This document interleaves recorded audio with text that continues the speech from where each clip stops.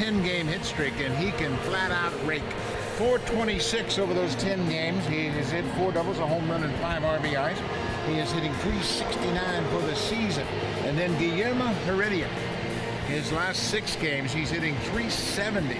And he is in left field for tonight's game. He was detained flying out of Philadelphia because he had some visa problems. He is a native of Cuba, but he's here in the starting lineup tonight. Out here in the middle of the game last night, back in the lineup tonight. Joe Biagini will get his second start of the season. And he looked natural in his first major league start. Last time out versus Tampa Bay, so he has earned his second start. He showed his usual command of all of his pitches, going a career-high 4 innings, giving up 2 hits, and not allowing an earned run. And he is not allowed to run in 3 elite relief appearances, totaling 3 2/3 innings against Seattle in his career. He did not allow more than 1 hit in any of those 3 outings versus the Mariners. So he will get the start tonight, and he will try and build on what he did his last start against Tampa Bay. So Biagini gathering his thoughts as he walks up the back of the mound to get ready for this second start of his career. Jean Segura doubled in each of his first 2 plate appearances last night. He finished up 2 for 4 with a walk.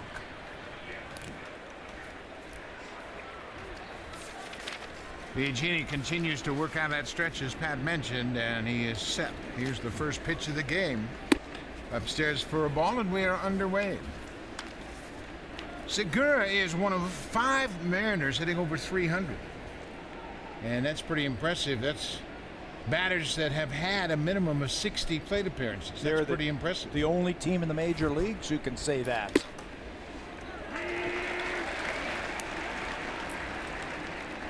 Biagini evens the count at 1-1. You mentioned that he's going to go out of the stretch. He did that in that start down in Tampa Bay. And he says, you know what, I don't want to change my routine. I want to do the same things that I have done, and the success that I have had as a reliever, I'm going to do it as a starter. I'm just going to pitch a little bit longer in the ball game. He's pitched well here at Rogers Center, 3-0 with a good ERA in his 38 appearances. This, of course, his first start at Rogers Center. 2-1 to Segura. We're at the top of the strike zone. This is the first time Luke Maile has had a chance to catch Joe Biagini. Yeah, he's caught some in the bullpen with him, and I asked him today, I said, what do you know about Joe Biagini? He goes, I've never caught him before, so I've been watching a lot of film of Joe Biagini, what he likes to sequence, how he likes to set up hitters. Well, there's ripped foul into the seats. I want to get a little bit better feel for what Biagini has to offer. Whenever you catch a guy for the first time, you're not really sure what he's thinking out there on the mound. So he will lean on Russell Martin at times. Get a scouting report from him. 2-2.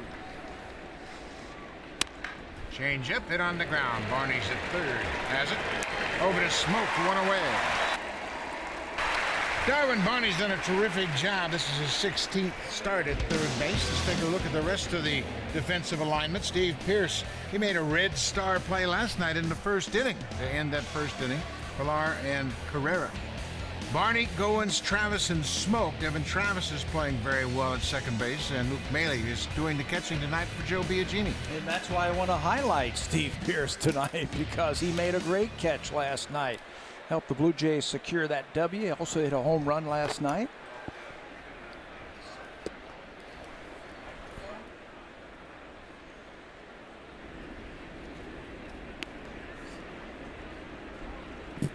Ben Gamel.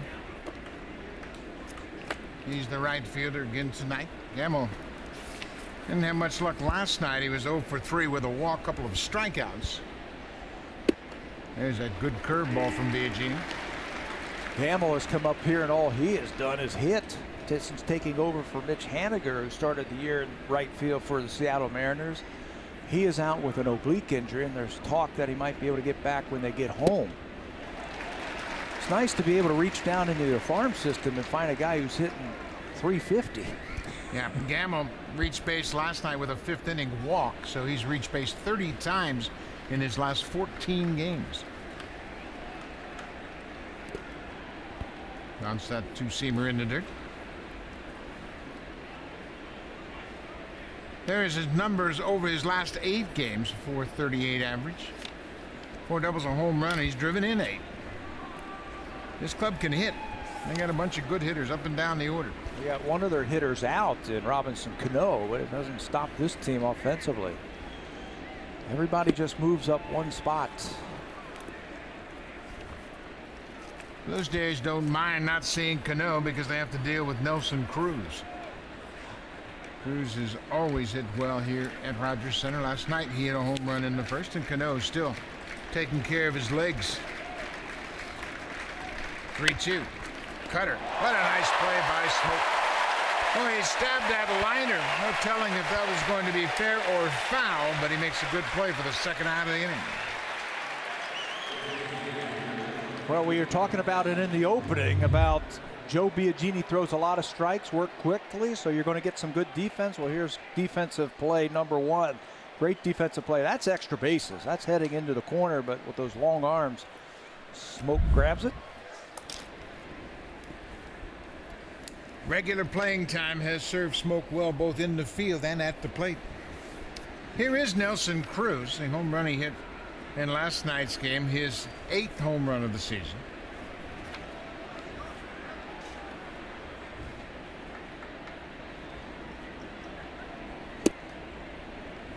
Well, that's a great first pitch. To be able to get that curveball over for a strike on the first pitch of an at-bat is a real bonus.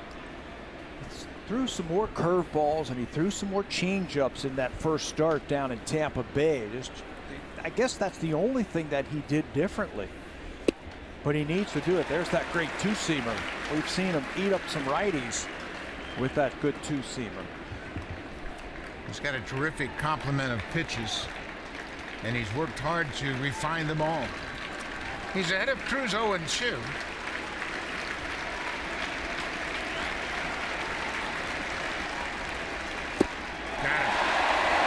Sinking fastball for the strikeout. Biagini retires the side in order, top of the first.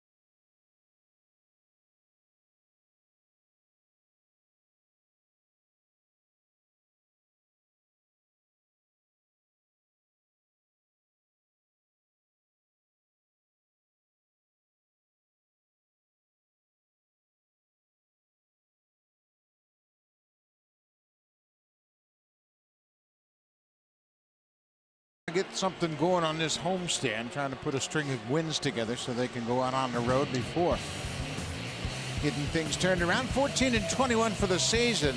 Top of the order, Kevin Pillar, Ezekiel Carrera, Jose Bautista, and Justin Smoke.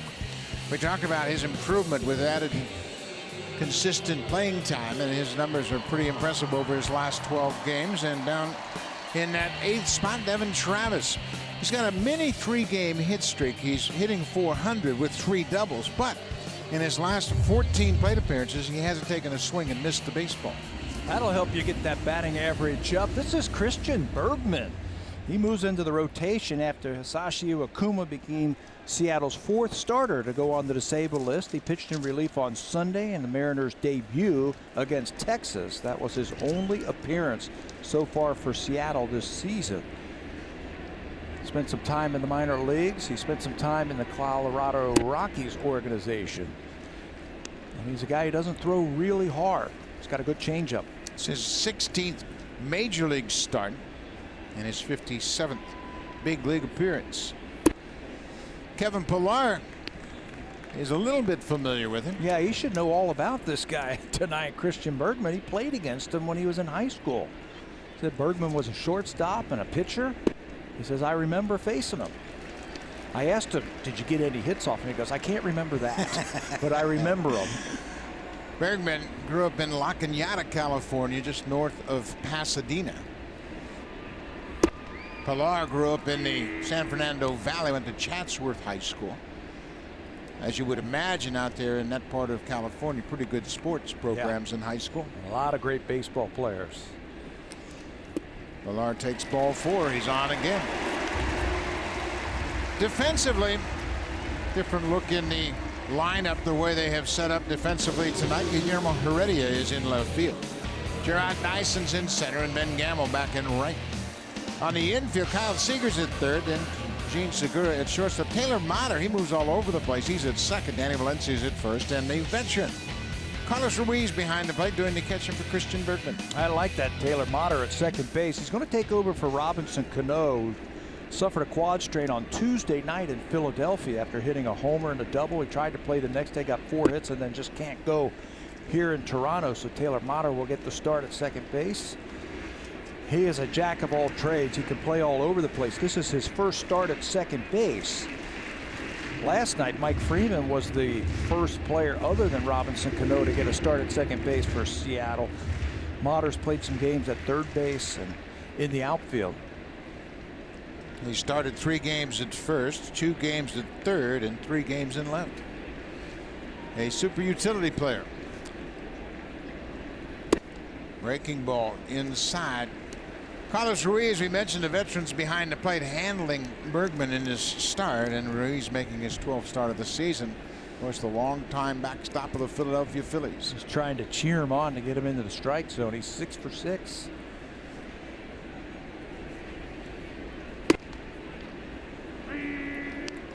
There's a strike. 2-1 now to Carrera. Carrera has had hits in his last 15 straight starts. When he gets the opportunity to start, he's been swinging the hot bat.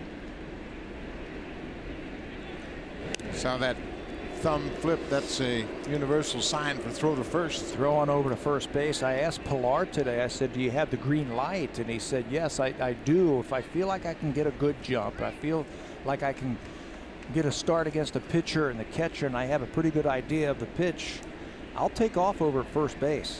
Out running here, and there's another base hit for Carrera. 3rd straight game that Pillar and Carrera have started the ball game reaching base. 2 aboard, nobody out. Let's check out what Christian Bergman features. Well, he's a starter. He was a starter in the minor leagues, so you figure he's got all 4 of the pitches: fastball, cutter, curveball, changeup, and there are the percentages. But take a look at the batting average against. This is from 2016. They hit .348 against the fastball, .353 against the cutter, .750 on the curveball, and over .300 on the changeup. He's going to have to mix his pitches up and mix up speeds, change speeds, throw strikes, and work quickly. Bergman is now 29 years old. He was drafted out of the University of California, Irvine. Bautista takes a strike.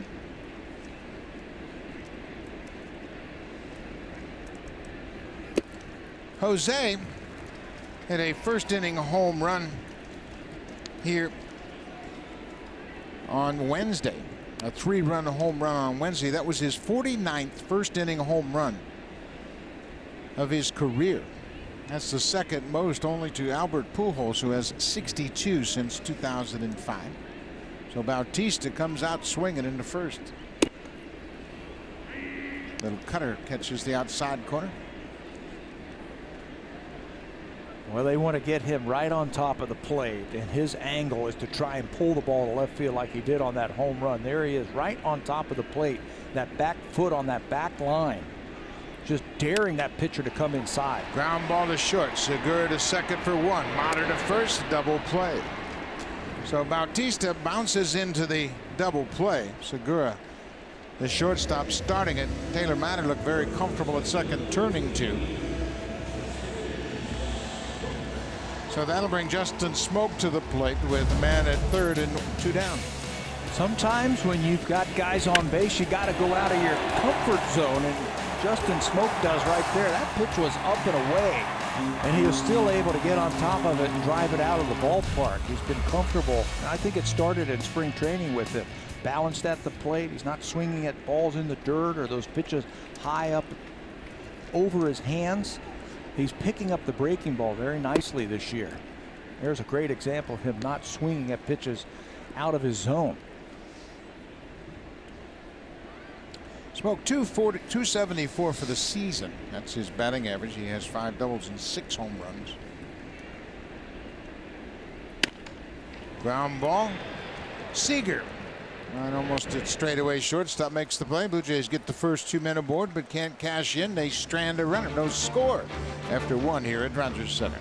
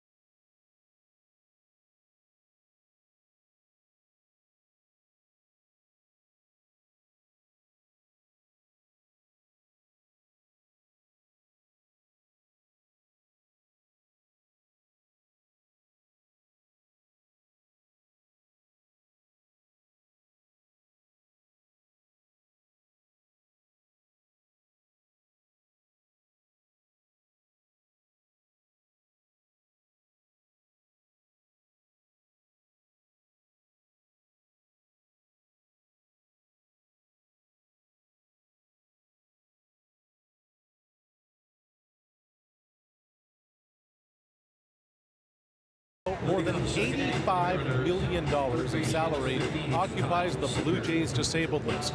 But Kendrys Morales has avoided the DL. Matter of fact, he has all but lived in the massage room since Tuesday when the hamstring got to him. And this was the scene this afternoon. Morales running at about an 80 to 85% level. He said he was pain through all of it.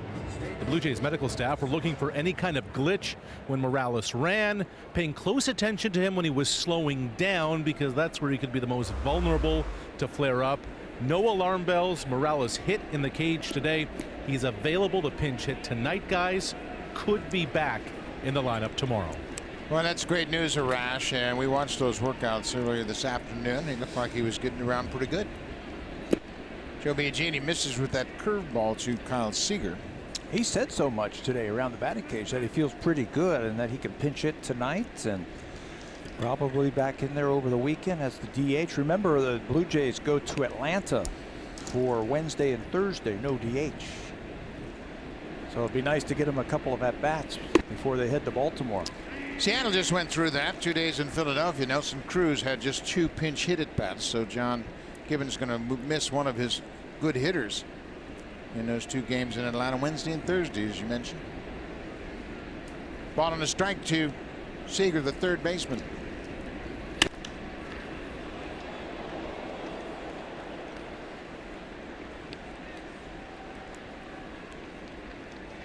Talk about Biagini and his arsenal of pitches. He's got that good curveball. We've seen him throw it for strikes, and cut fastball, sinker. He had all the pitches.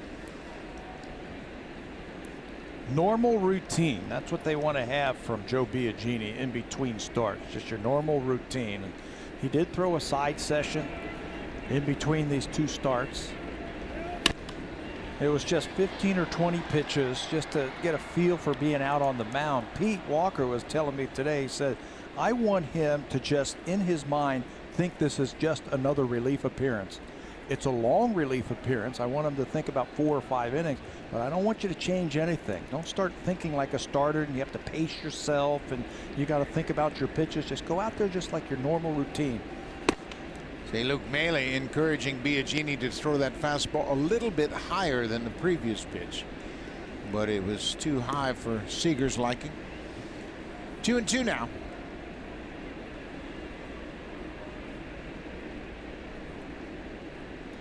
Biagini shaking off the fastball. He made the right decision. Threw him a changeup. Gets a strikeout. Well, in that last start for Joe down in Tampa Bay, he threw 4 innings. He only gave up 2 hits and did not have an earned run. He threw 52 pitches, only 13 pitches per inning, so it was very economical. The strike percentage outstanding. How about first pitch strikes in 13 of the 15 batters that he threw? And look at the ground ball percentage. You didn't think that you'd get that from Joe.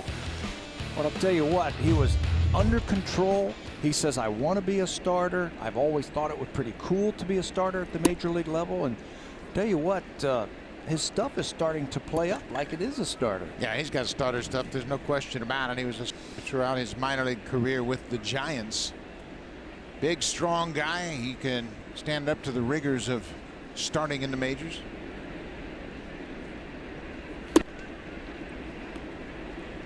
A lot of movement on that fastball. Danny Valencia said, what was that? And he saw a lot of late movement and it turned like he said something to the umpire. Joe was talking about that after that appearance that he had in Anaheim when he struck out Albert Pujols. He says, I'm on top of the ball anyway. Comes right over the top, but when I apply just a little bit more pressure with my one finger on that 2-seamer, I can get it to move a lot more than normal. It's a good weapon for him. Heredia is standing on deck. Cruz studying Biagini from the dugout. Not seen him a lot. Green light for Valencia. Pulls it on the ground to Goins. 2 away.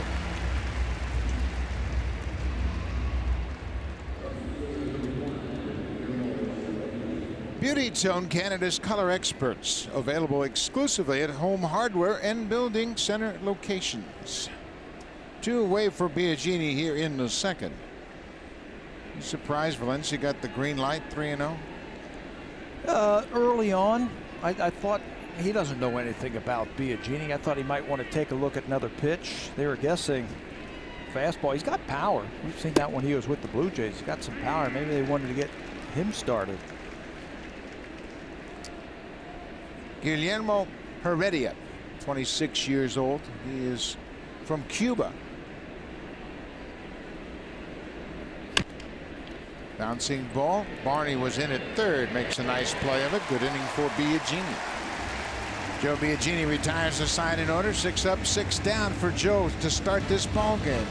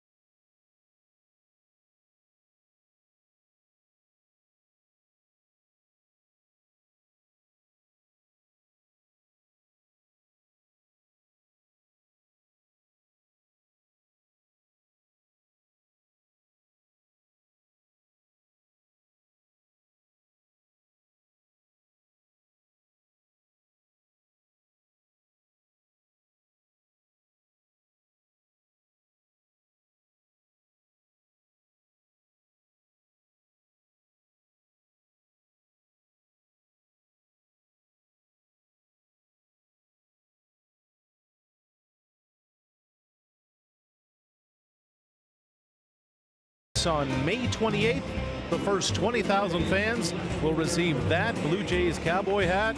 There'll be a pregame performance by Southtown on the WestJet flight deck.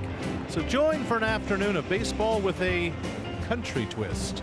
BlueJays.com for tickets. Buck would look good in one of those. Man. I would. I like the blue too. You know, I think it's a good thing. I'm gonna have to get one of those and sport it around. Look good with my suit, don't you think? Here is Steve Pearce, the left fielder. Pearce had a big swing of the bat in last night's game, a 3-run homer in that 5-run 5th inning. You know what he didn't do? He didn't try and overpower that ball. He just took a good swing at it, just used his hands and just reacted to that pitch that was up and in. He's got plenty of power to left field. He's got 4 home runs already. Changeup. He's out in front. 4 home runs in less than 80 at bats. So he's got plenty of power.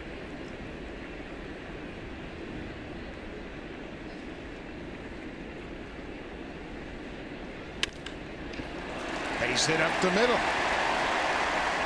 Pearce off to a good start to his night. Gets a leadoff single here in the second. And not a lot of movement. Remember, he's got 2 strikes, so you don't want to have a long, wild swing. You want to just be under control, cut things down. Steve just uses his hands right there. The eyes notice that that pitch is right there and just take it right back where it came from.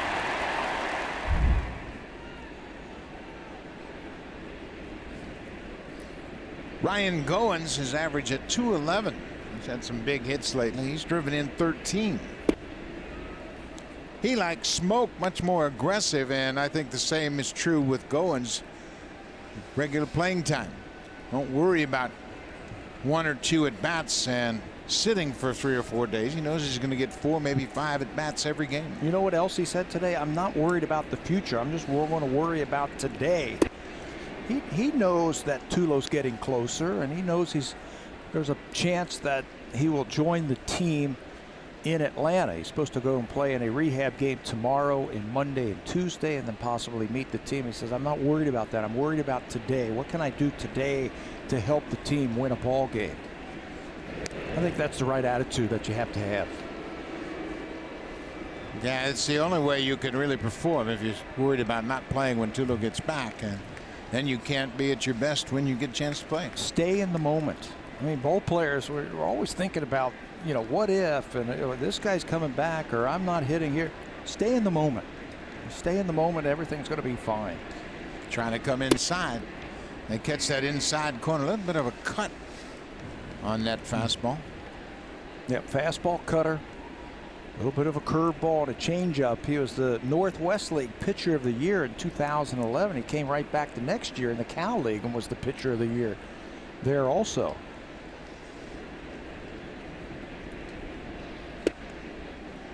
Played at Modesto in the Cal League and had a good year. Played for one of my former teammates, Len Sakata, second baseman with the Brewers. Now when Barney waits on deck, he's another one of these extra guys that's getting a lot of at-bats and making the most of his playing time.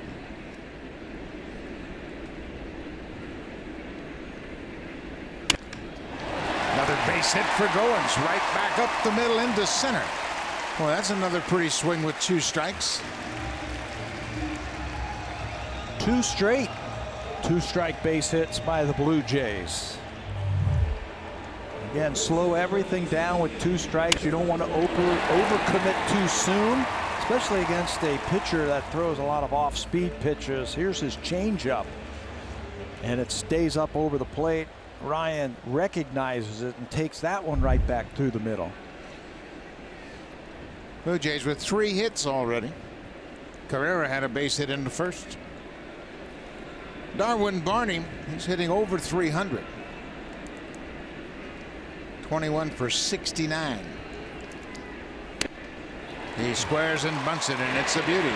Bergman goes to first. Barney delivers the sac bunt and moves the runners to second and third.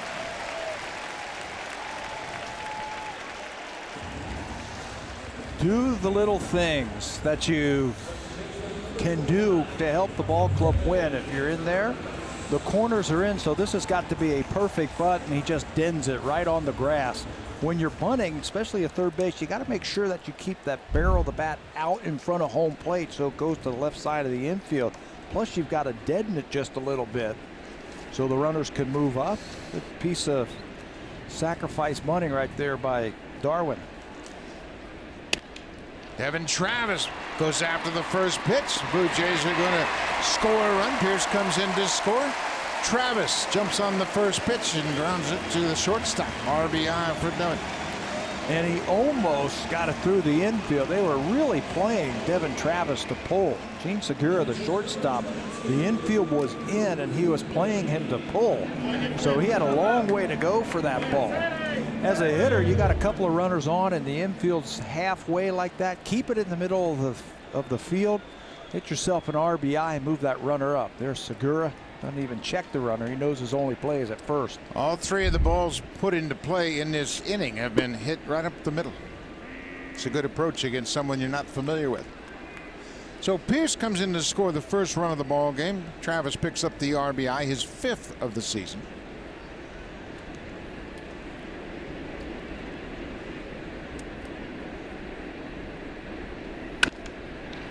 Maley hits it on the ground. Valencia flips to Bergman for the out, but the Blue Jays break out on top.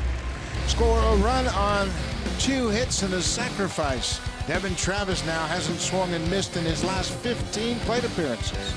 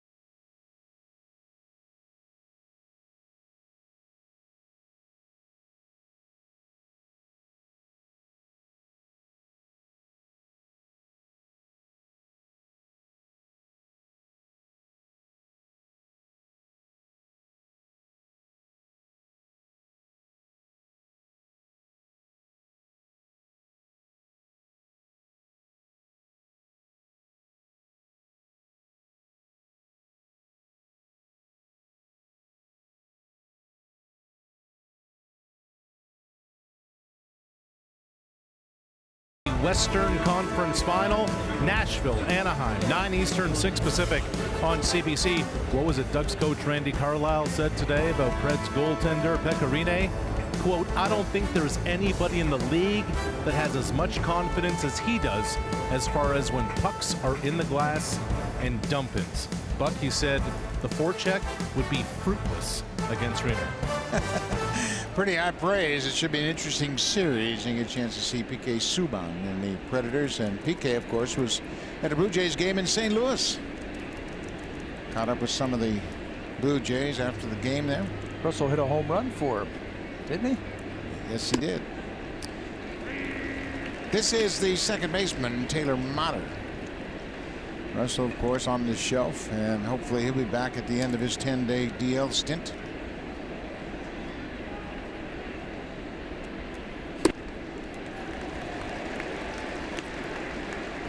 Motter playing at second base, batting .226 on the season. As we mentioned, he is making his first start at second. He started at first, at third, and in left field. He was with Tampa Bay last year. And Derek Shelton was his hitting coach. Derek Shelton really likes him also. Says he's just a baseball player. You can put him anywhere on the field and he's going to help you. He could swing the bat a little bit too. I was surprised Tampa Bay gave up on him so quickly. He fits their profile, doesn't he? Does he ever? A guy that moves around, Plays different positions, gives them a lot of versatility. Can run, throw a little bit, can swing it. Came up through their system. Surprised they gave him up.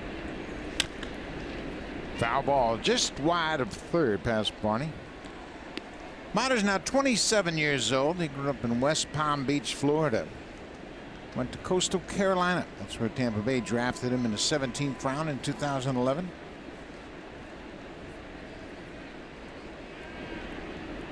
Got into 34 games last year with Tampa Bay. Passed Devin Travis into center. Ball was up out over the plate and he stayed right with it. First base runner for Seattle.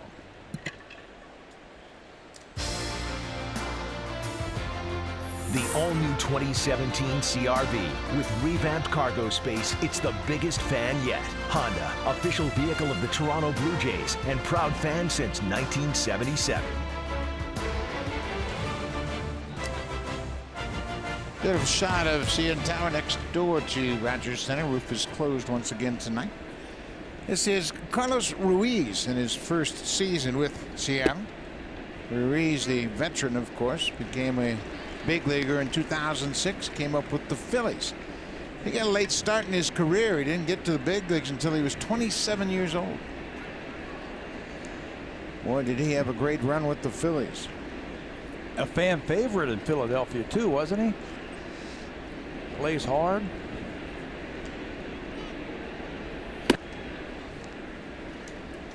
They call him Chooch. That's been his nickname since he came up with the Phillies, and he didn't sign until he was 21. He was out of Panama. He was signed as a free agent. That's why it was a late start to his big league career. He was an all-star in 2012 when he hit .325 for the Phillies. Mater looks like he wants to run, not going here, and Biagini delivers a strike. He does look like he wants to run over there at first base, and Biagini did a good thing. He held the ball just a little bit longer against Mater. Ruiz, if you throw him that good sinker, is a candidate for a double play ball. So you got to figure that Mater, who could run a little bit, he's 2 for 2 in stolen bases, want to stay out of the double play.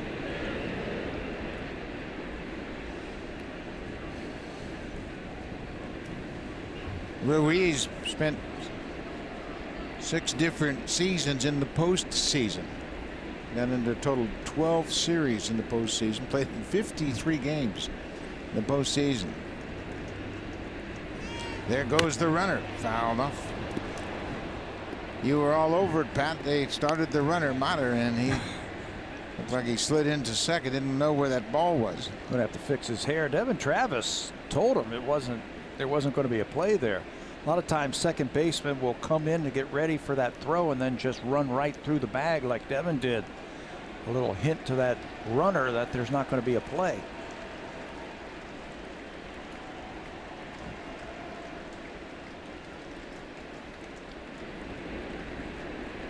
One and two.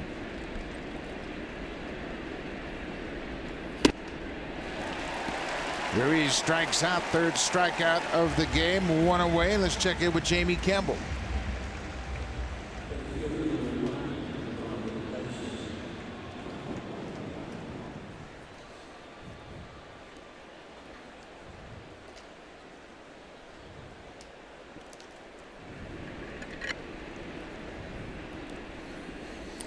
Boy, what a turnaround for Sano. He's playing very well, hitting third in the Twins lineup and playing third base. Remember, they had an experiment, tried him out in the outfield. That didn't work. Didn't work. You know what he reminds me of in terms of making improvement? Aaron Judge. Aaron Judge struck out half the time last year, and he's tearing it up this year. Sano struck out tons last year. 178 times last year in 116 games. There's a drive to right. Carrera over, and it's off his glove. Mater is headed toward third. The throw goes into second, and Dyson with a double just off the glove of Carrera, who made a nice try for it. Looked like he got his glove on it and kept it from going all the way up against the wall. He had some closing speed on that line drive off the bat of Dyson, and that closing speed looked like it was going to give him a chance. He's bunching him in the outfield, and it's hit to his glove side. He dives. Looks like he had a chance to catch it. And it's just off of his glove. Backed up by Pilar, and that keeps Motter at third base.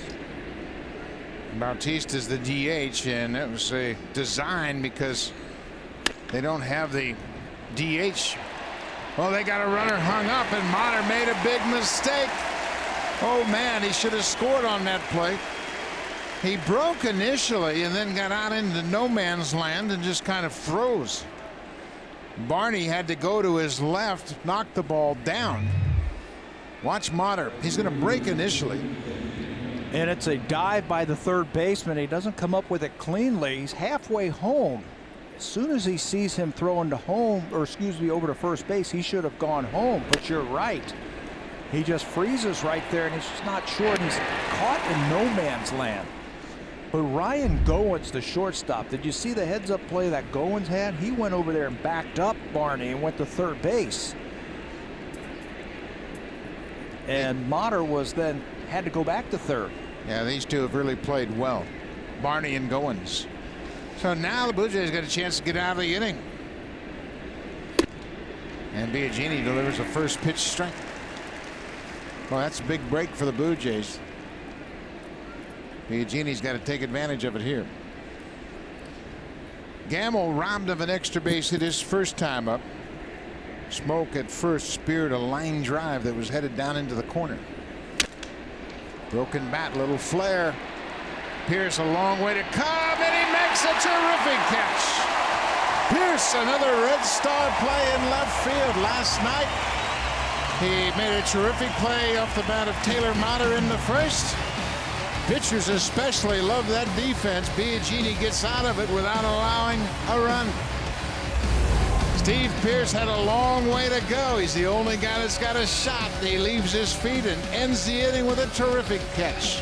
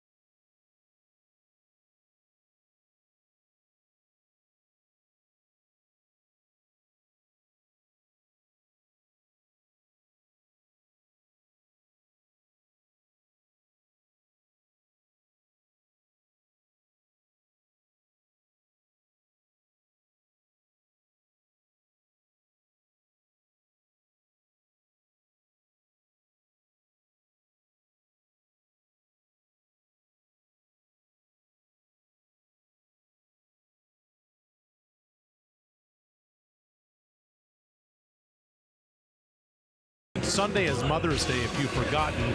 Here's the rest. The first 20,000 fans who come here for it will receive a Marco Estrada bobblehead doll. You can join on the 200-level WestJet flight deck for an oasis dedicated to pampering mom. That's this Sunday, Mariners Blue Jays finale.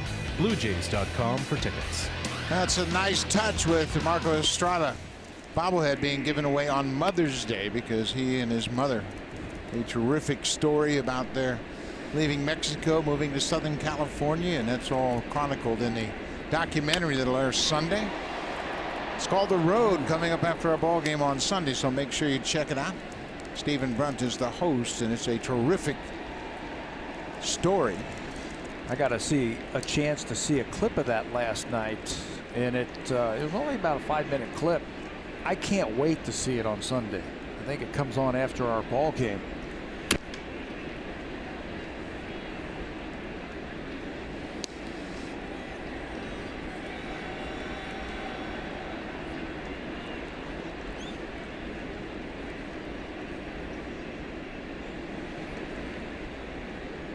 Smoke sharing information with Brooke Jacoby, and Justin grounded out his first time up. Pilar smokes that in the left field. Boy, he's swinging the bat good.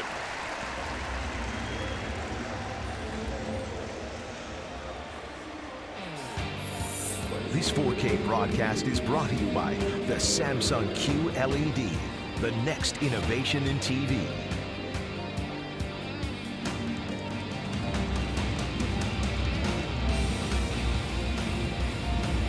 Ezequiel Carrera single to left his first time up. Boy, Pilar and Carrera, they've been doing a job top of the order. Getting on base a lot. That should give the guys in the middle of the lineup chances for RBIs. I think that's 4 two-strike hits now by the Blue Jays tonight. Blue Jays have done a terrific job of making the pitchers work.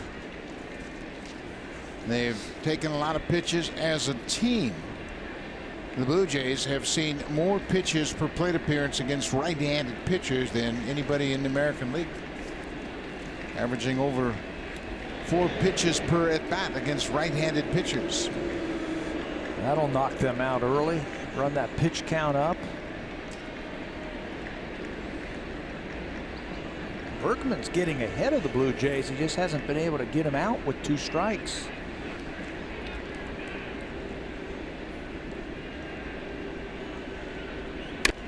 Ground ball. Motter will have to go to first. Pilar took a step towards second, and that might have been a situation where Motter took a step in the other direction to cover the bag, and all he could do is get the runner at first. Let's check in with Arash Madani. Well, Buck, at this stage of his career, Bautista isn't fazed by that 0-for-21 slump he found himself in this month. He said there are good streaks. He said there are bad streaks. It's not the end of the world. He said the bigger challenge is when dealing with pitchers who go at him. More after this pitch. See, Buck, Bautista says the new trend in baseball is that against middle-of-the-order guys, they don't give in a lot. Before, Bautista said, you place your bet, a 3-0 count, you get a fastball. Now, because pitchers control off speed so much, they don't really throw fastballs in a hitter's count, and that's the biggest adjustment he's had to make this season. And it's universal. Pitchers in both leagues. There's another breaking ball off the plate. They rarely do they challenge. And Pat, you played in an era when pitchers get behind 2-1, they'd throw you a fastball. Yeah, they would challenge you. They try and spot a fastball. Now they go right to the breaking ball because there's so many home runs hit. And it's book it. He's going to get, if there's 6 pitches for an at-bat, Jose's going to get 5 breaking balls.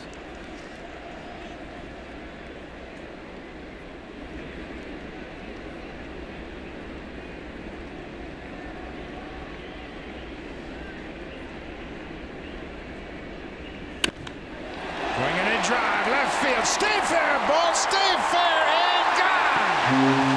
Bautista, another home run. This one a 2-run homer. Home run number 4. You know, that's one thing that we have noticed since the calendar has flipped to May, that the Blue Jays are starting to hit home runs again. The timing is starting to come at the plate for the Jays. Bautista with a big home run. Looked like a changeup that was down and in, and he stayed down and threw that one. Gives the Blue Jays a 3-0 lead. Jays have now hit 17 home runs in their last 11 games. 2 RBIs for Jose. You're tempted when you see a changeup out of the hand like that to be a little bit too quick and you yank it foul. But here's the changeup. It stays over the plate, slows everything down, and he's able to keep it fair as he bangs it off the foul pole down the left field line.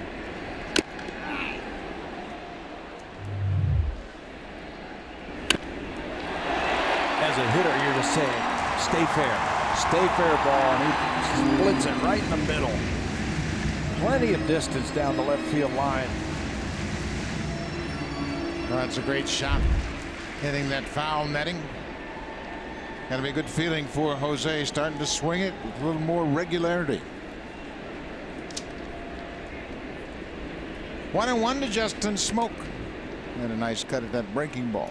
Smoke's made some minor adjustments, but more than anything, it's probably his approach at the plate that he's crediting with the biggest part of his success. Balance at the plate, and I think recognizing off-speed pitches and laying off pitches out of the strike zone.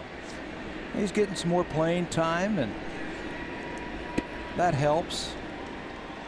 Last year, when you're not sure and you're going up there and you're trying to make something happen, you start over swinging, or you're swinging too much.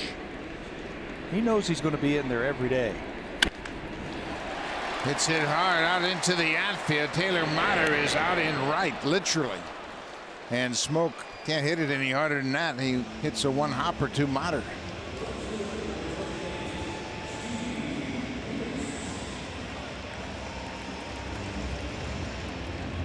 Blue Jays as a team starting to swing the bats much more consistently.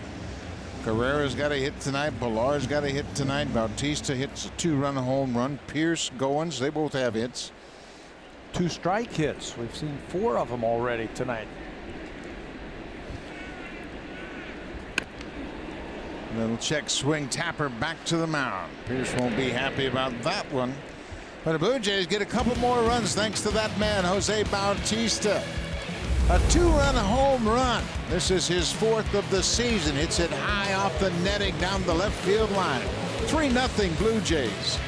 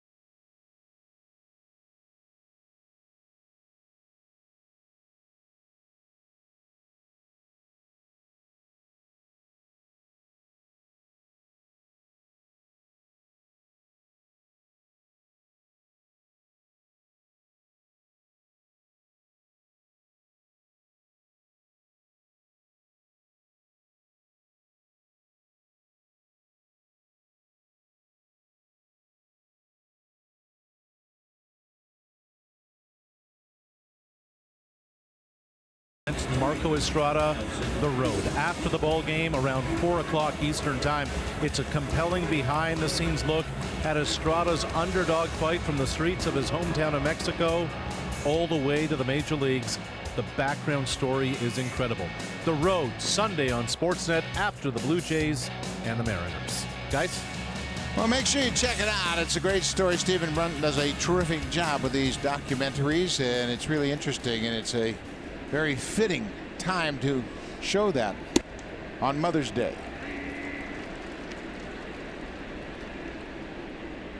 Joe Biagini hits ahead of Nelson Cruz. Cruz struck out his first time against Biagini on a nasty sinker. Down and in.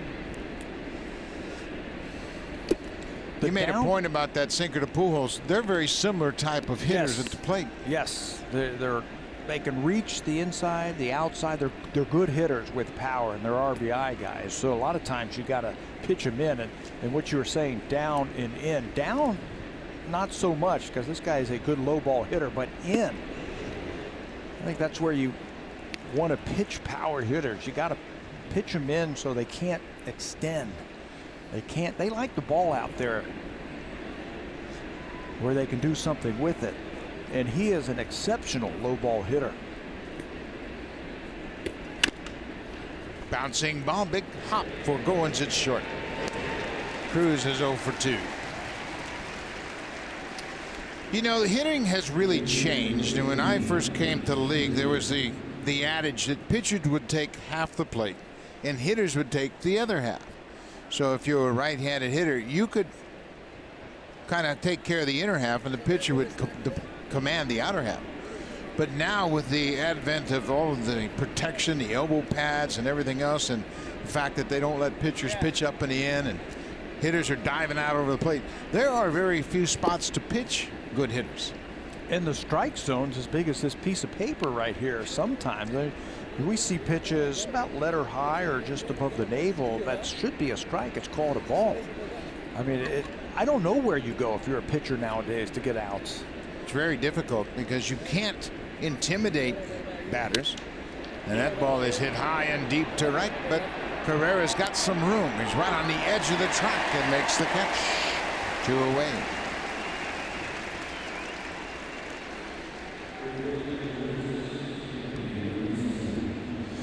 Well, what he does, Joe Biagini, is he throws strikes. We were talking about that in the open. When you throw a lot of strikes, you keep the defense engaged. And Joe, from last year to this year, has cut his walks in half. Throws strikes with 4 pitches at any time. He's not afraid to throw the curveball, that sinker. He can cut the ball, fastball, got a little bit of everything. But when you do that, you only walk 1 batter per 9 innings. Puts the team, the offensive team, I think, on the defensive. And it also keeps your defense engaged. They're not standing out there watching you throw ball after ball. You get good defensive support behind you and keeps your pitch count down. They pitch deeper into the game. That's driven down the right side, and that's going to go all the way into the corner. Danny Valencia headed to second with his 6th double. It comes with 2 outs here in the 4th. They gave him the green light last time up 3-0 and grounded out the shortstop. Brought him in over here to Seattle to give him some offense from the right side, playing first base every day now. There's Joe's numbers. He's on a pitch count today. There's somewhere between 70 and 80 is the count. So let's say 75, whatever inning that takes him to, that's what you're going to get from Joe tonight. 50 pitches through 3 2/3 innings. Pretty efficient. Guillermo Heredia grounded out to third base.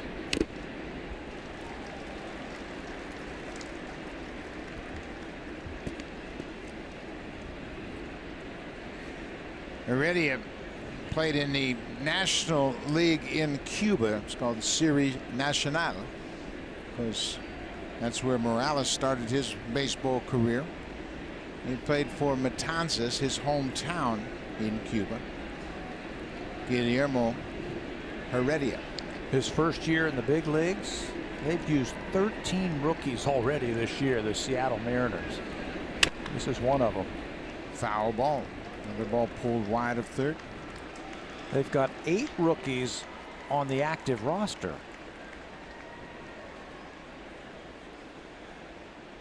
Talk about injuries. They've been battling some injuries this year, the Seattle Mariners. 35 games in. Yeah, it's universal. And of course, now their great second baseman, Robinson Cano, is not on the disabled list, but he's unable to play. Longtime trainer Rick Griffin, 35 years of service with the Mariners. 0-2 to Heredia. In the air. Pilar calls for it. Carrera is there, and again they have trouble all the time. Whether Carrera is playing left or right, they got to get their signals straight. But Biagini leaves another base runner. 2-out double. Stranded.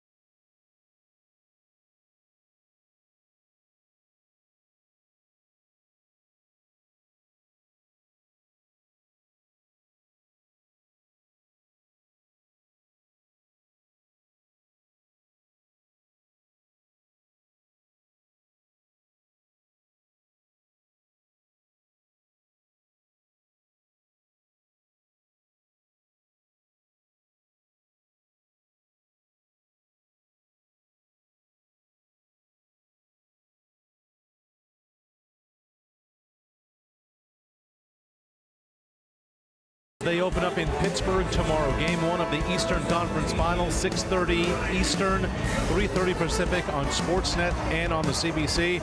Mark Stone talking about Erik Karlsson, the man on the left. He said he's one of a kind. He said, I don't think anybody in the league really does what he does. It's just kind of expected. Not bad when you expect greatness from your franchise player. He's the leader, and certainly he sets the tone for that hockey club, so that should be another great Eastern Conference final. Ryan Goins, he's already got a hit in the books tonight. He singled up the middle. He came on a 2-2 pitch. Blue Jays have done a good job of getting to Bergman with 2 strikes.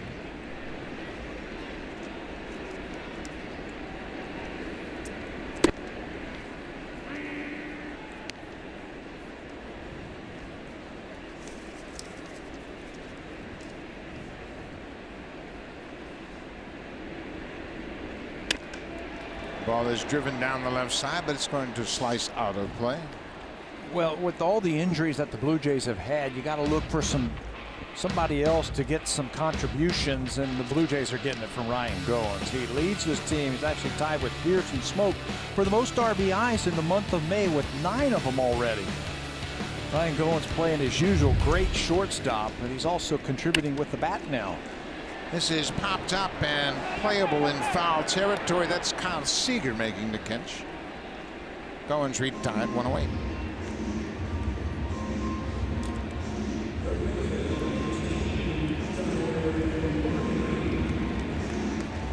Darwin Barney dropped down a beautiful sacrifice bunt in the 2nd inning. That got the Blue Jays in a great position, and Devin Travis cashed in with a ground out to short. It's the first run of the ball game that came in the 2nd.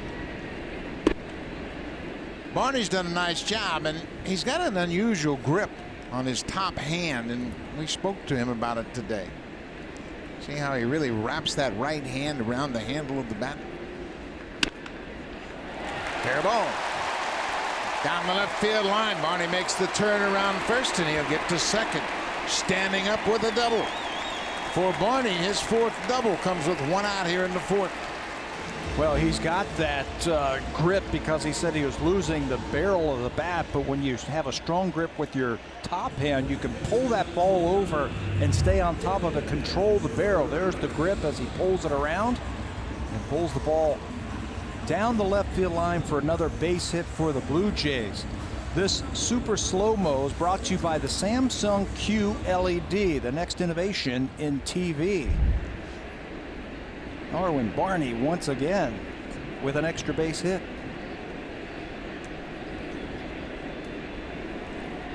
Devin Travis picked up an RBI with a ground ball to short, his first time up. Takes his strike.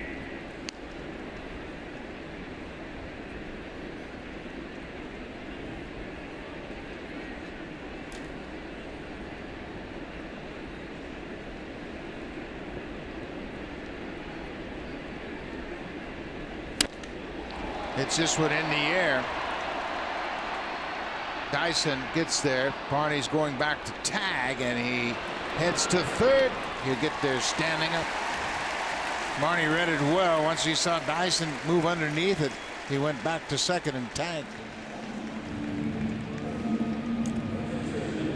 Do something to help your club when you get in there. He's fielded flawlessly at third base. He had a sac bunt, a double, and now he tags up and moves up 90 feet.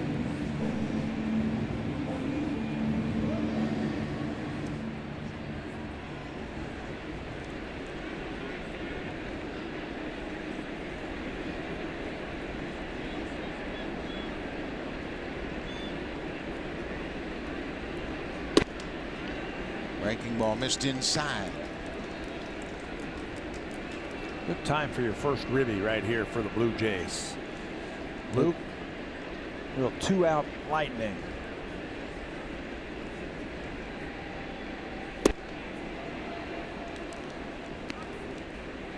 Ball on the strike.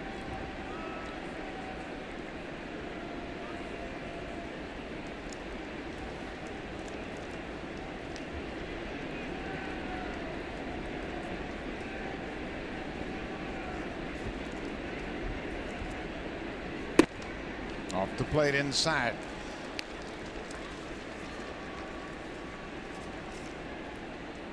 Blue Jays have a 3-0 lead over the Mariners and Christian Bergman. Bergman is the 8th starting pitcher used by Seattle this season.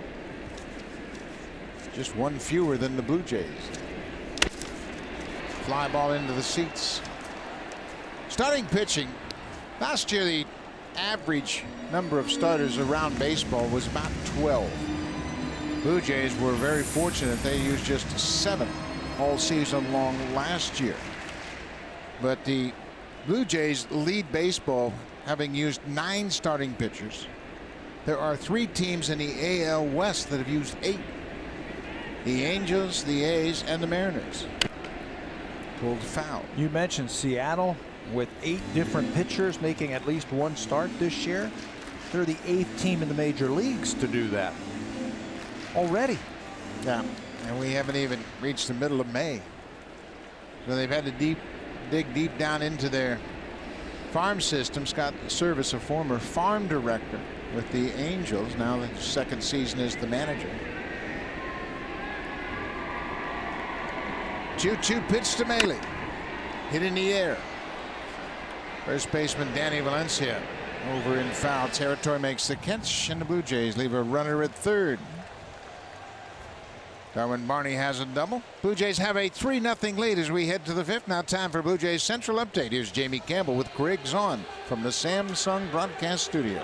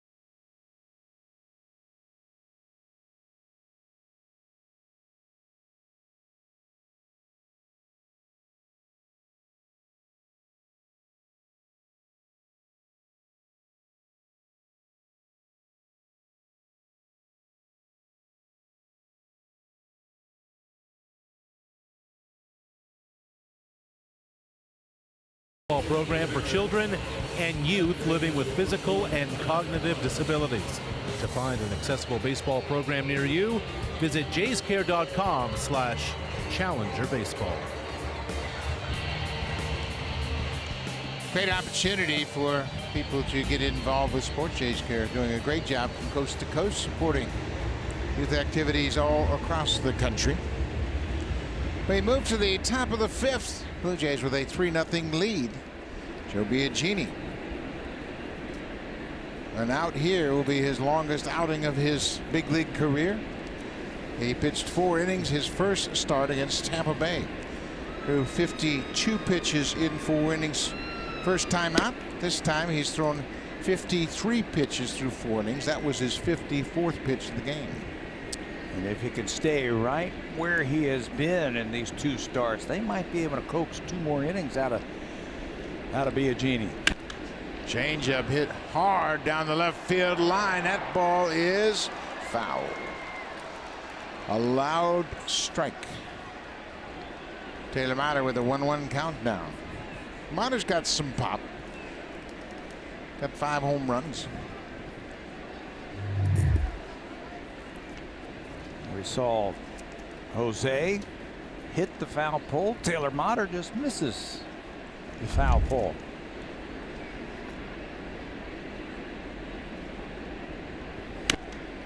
It's jammed on that one.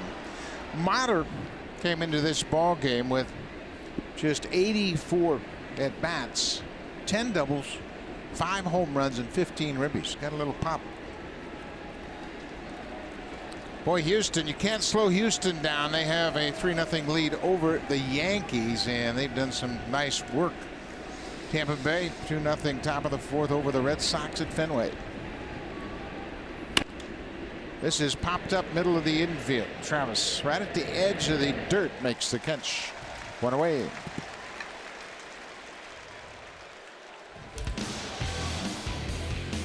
Hit a home run with any project this season. Home Hardware, proud sponsor of the Toronto Blue Jays.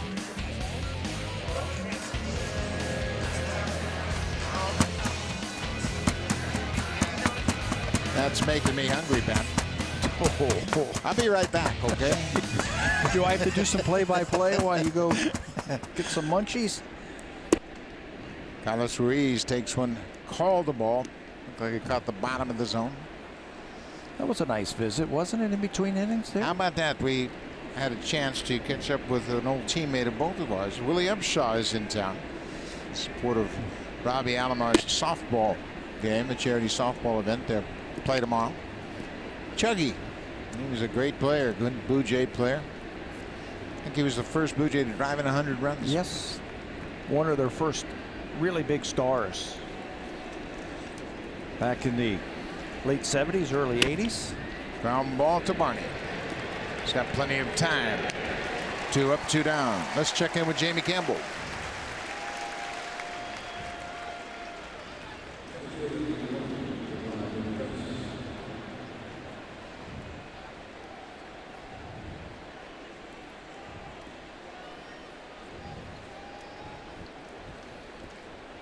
The Astros did a terrific job in the offseason, in my mind. They brought in Brian McCann, Carlos Beltran, and Josh Reddick. 3 veteran players that have really had a positive impact on that Astros team. But you know what they're doing this year, Buck? They're pitching. Dallas Keuchel last night, Lance McCullers tonight. They lead the American League in earned run average. Keuchel is 6-0. He's pitching with his best ground ball percentage of his career, 64.4% ground balls.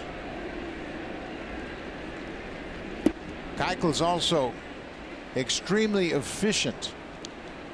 He's averaging 13.5 pitches per inning. So he's done a terrific job. As you see, Danny Barnes starting to loosen up for the Blue Jays. Biagini, 62 pitches with 2 outs here in the 5th.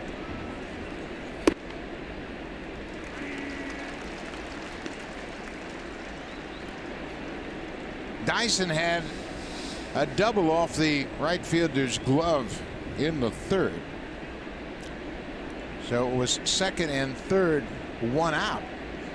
And the Mariners didn't score. Hits it on the ground. Goins. In plenty of time, Joe Biagini. He is qualified for a win. 5 innings in the book. He has a 3-0 lead. Lots of young fans here, and that young fan gets a baseball. And look at that smile.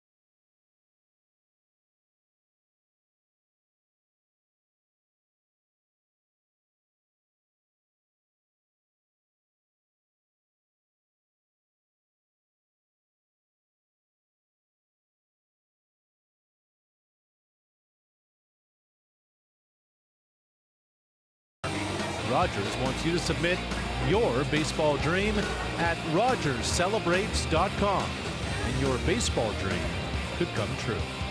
Guys? Pretty special opportunity, and make sure you check it out and just tell us what your dream is.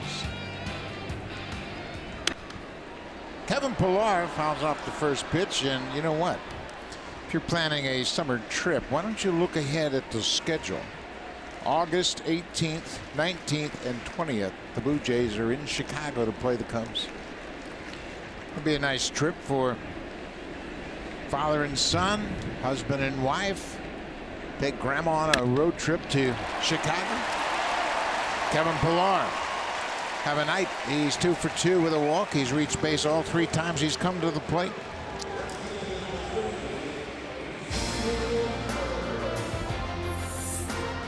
The Honda Checkered Flag event is back. Get there fast, leave even faster.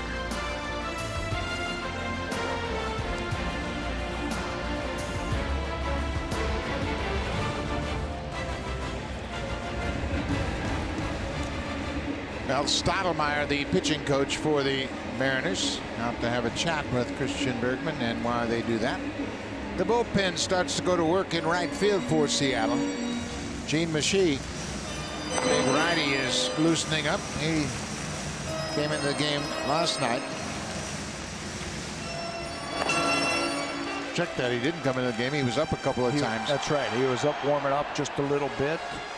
Just to bide some time. This is a danger area right here, I think, for the Seattle Mariners. The game can go either way right here. It's only 3-0 in the 5th inning. Scott Service knows that he can't give up any more runs. Blue Jays know that they could really set the tone for the rest of this game with some more add-on runs here. Check in on Pillar with the throw to first. Ezekiel Carrera is 1 for 2. Pillar with 2 hits now has 44 hits for the season and leads the Blue Jays, and just 2 behind Starlin Castro of the Yankees. There's a drive to center. Dyson's got good speed. Boy, he made that look easy.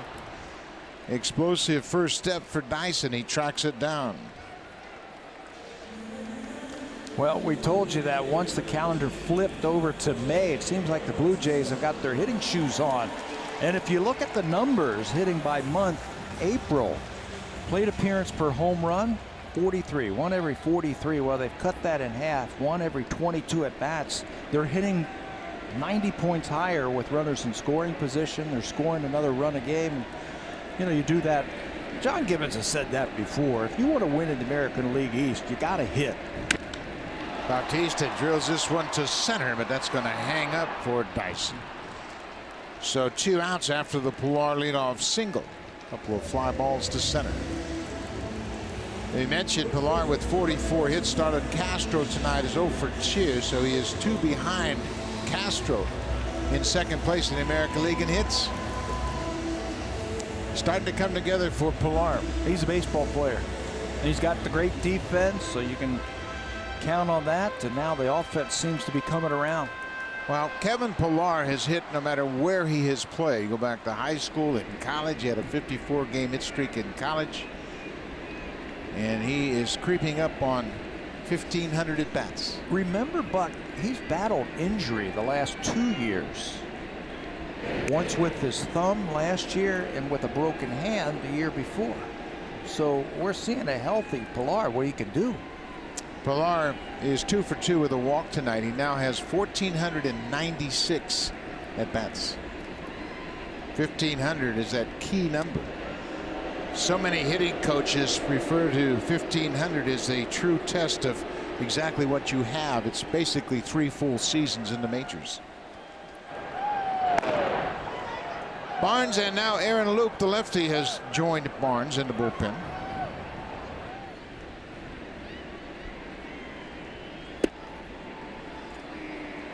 Smoke has grounded out twice, and the last time he grounded out, I think you could say it was to the right fielder, basically, because that's where Taylor Motter is right now.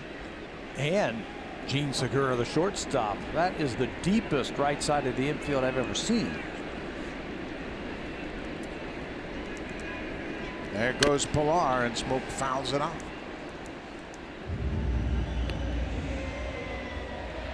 Yeah, that defensive shift with those two infielders out in right field, that would make Ted Williams proud. And he's the one that started all of this way back in the 40s and into the 50s. And with that shift, that's Kyle Seager playing right by second base, the shortstop. Kevin Pillar took off on that play. You got to think that if he goes, he can go first to third on a steal attempt.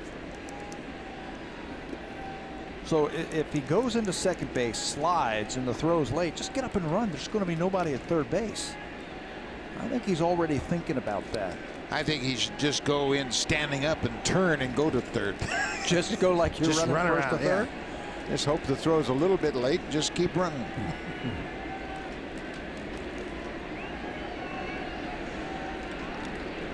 Mariners think he's going to run here, and it might be a good time to gamble. A ball and 2 strikes, 2 outs. Blue Jays can gamble to get Pillar into scoring position, and Smoke's got a swing with 2 strikes. There he goes. Outside, it's a ball. The throw is not in time. After throwing to second, Carlos Ruiz took off for third. Pillar gripping that base with both hands as he slid to the outside. He will pick up his 5th stolen base of the season. Aggressive slide in the second. He's on the bag. Kyle Seager holds the tag right there just to see if he'll come off of it. You're right. Ruiz has seen that play before, the veteran catcher. He was sprinting towards third base.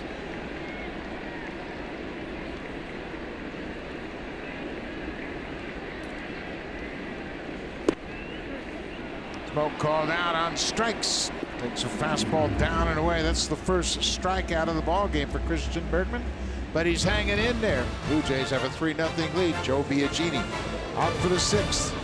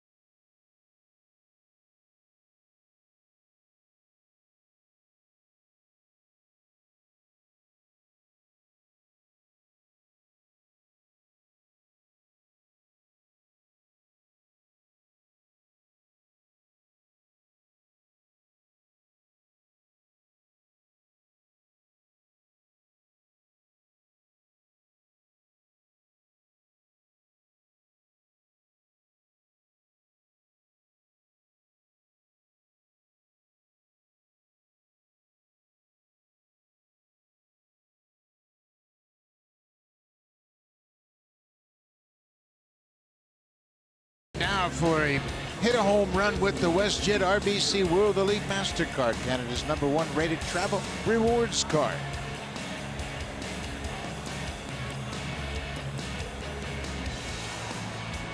Enjoying those comfy green chairs in the TD Comfort Zone are guests from one of TD's community partners. Welcome to the ballpark and congratulations. You got some good seats right there in the TD Comfort Zone.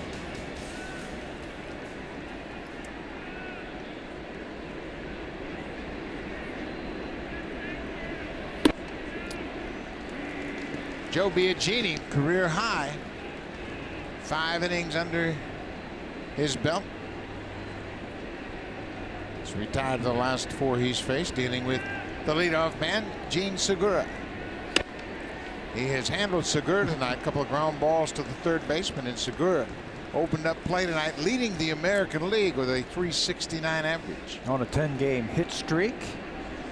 Got that average at .362 now.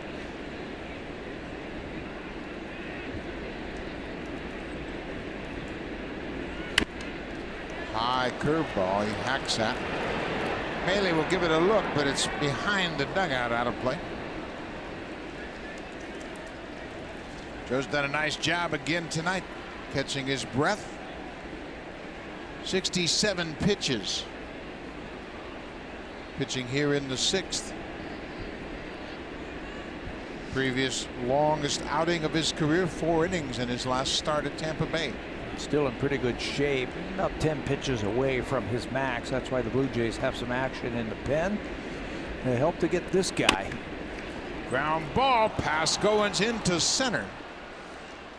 Segura takes a wide turn, a leadoff single here in the 6th. Let's check in with Jamie Kemp. Oh, Gibby's going to make a pitching change. So Biagini ends up with 68 pitches. And John Gibbons has made the call for Aaron Loup. What a good start for Biagini. His second big league start. He's in line for the win. And the fans have already figured out what's happening. Biagini's night's going to be over, and they're going to give him a standing ovation as he leaves the field tonight. Well deserved.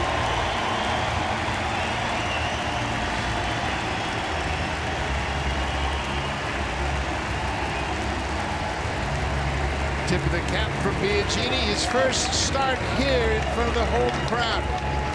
Another terrific outing for Joe Biagini.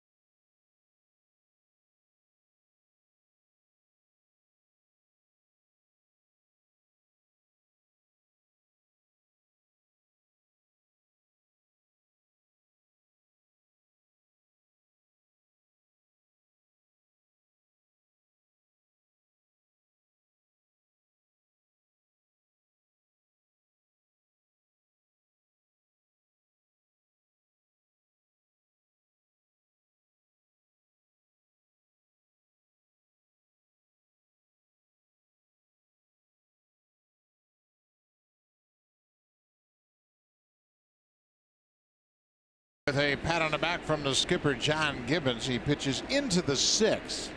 5 innings plus 1 batter. He gives up just 4 hits, no runs. A runner at first, his responsibility. So Aaron Loup into the ball game. It was a first pitch strike to Ben Gamel. Loup, his 15th appearance. Aaron worked in last night's game an inning against the Mariners. Had a couple of fly ball outs, walked, and got another fly ball out. 2 of the next 3 batters are left-handers. So John Gibbons is going to play the percentages. It will be interesting. Nobody out, the top of the lineup. These are their hottest hitters right here. Joe Biagini's night is over. He gets him here, he'll face Cruz. If he doesn't get him, it'll be interesting to see if he lets him face Cruz as the tying run. Pretty good pitch right there, and Loup didn't get to call. It's 1-2. Loup threw 17 pitches in his inning of work last night.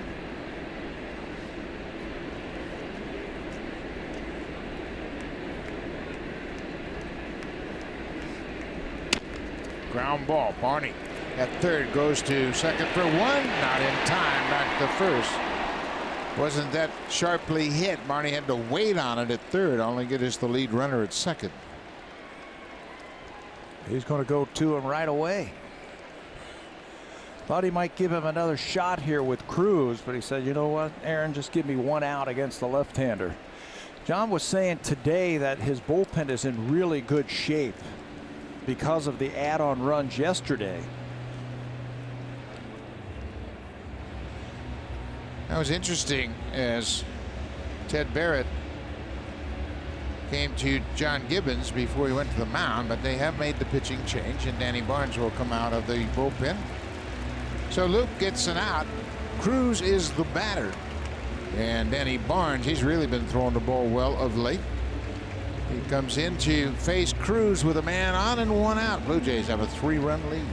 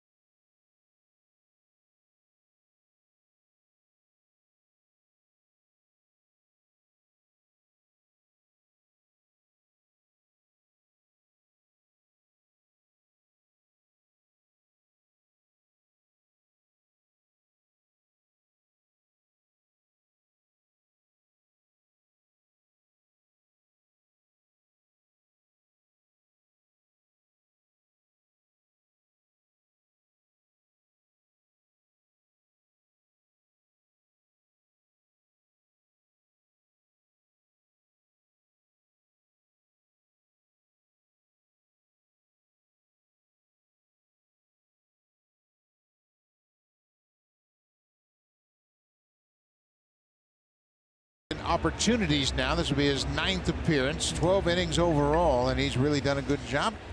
He'll face Nelson Cruz. And Nelson Cruz, we told you last time he was up, he's a very good low ball hitter, and the numbers prove it out. Here's the strike zone and the 8 home runs hit by Cruz this year. Look at all of them. 6 of them are down underneath the middle of the strike zone. So I think if you want to be Danny Barnes and you want to pitch to him, I think you got to go up right there, up and in to a big home run hitter like Cruz. He has faced Cruz 1 time in his career. The only Mariner that has had an at bat against Barnes. 0 for 1.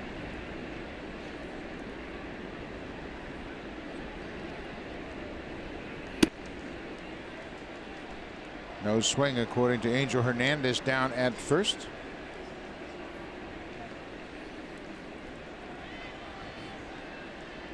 Ben Gamel reached on a fielder's choice. He's at first base. 2-0 count to Cruz.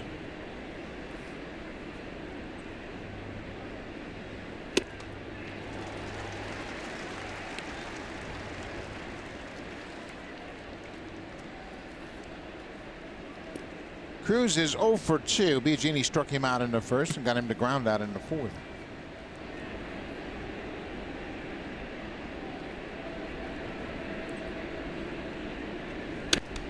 Reaches for that outside pitch and fouls it back. Cruz is a 300 hitter no matter who he's facing. 300 on the nose against lefties. 337 coming into this game against righties. You better have a plan when you're facing this guy, how you want to get him out now with 2 strikes.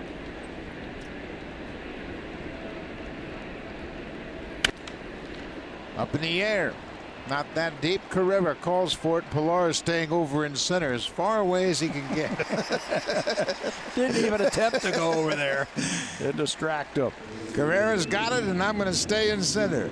But that was a good pitch by Danny Barnes. He elevated the fastball again against Cruz, and Nelly just couldn't get to it. He's got that fastball, Danny does, that jumps out of his hand. And I think it surprises hitters as it's making its way to home plate.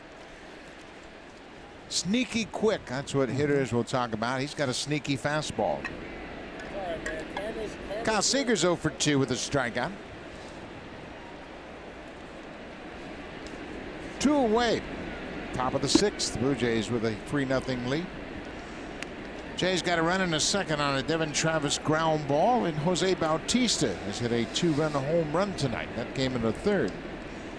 And that's where we stand here as we play in the 6th.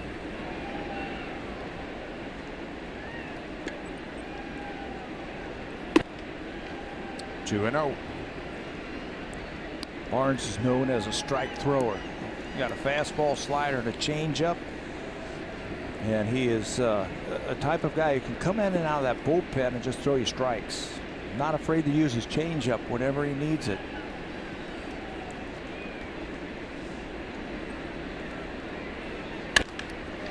Drilled to right. That's going to get down in front of Carrera. Gammel's going first to third. Seager with his first hit of the night.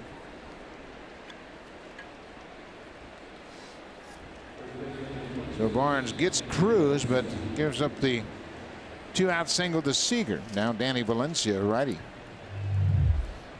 2-0 fastball. Thought he might throw him a changeup just to give him something different, and Kyle Seager squares it up. Hey, there's something about Rogers Center that Kyle Seager likes. He likes hitting in this ballpark. I remember seeing him a few years ago when he was a rookie and thought he was a pretty darn good hitter. Kyle Seager is now hit in 17 of 22 career games here at Rogers Center. He has the 3rd highest batting average among active players hitting here at Rogers Center among visiting players. Seager came into this game trailing Carlos Santana and Adrian Gonzalez, the only hitters to have a higher batting average here at Rogers Center. Danny Valencia behind 0-1. There's that changeup. 2 in a row to him. He knows that Valencia can hit a fastball.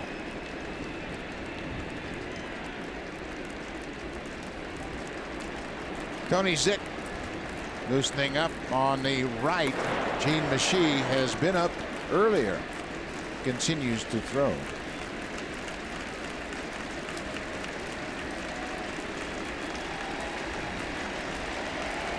Barnes ahead 0-2. Upstairs.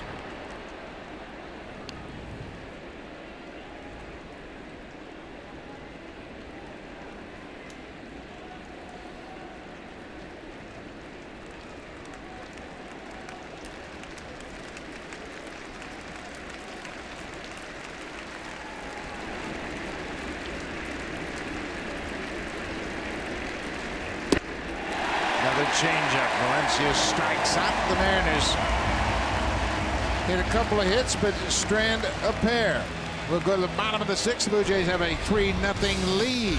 Steve Pearce will start things off. He has singled and scored. Ryan Goins has a single. Darwin Barney has a sac bunt and a double. Pearce, Goins, and Barney when we come back to Rogers Center.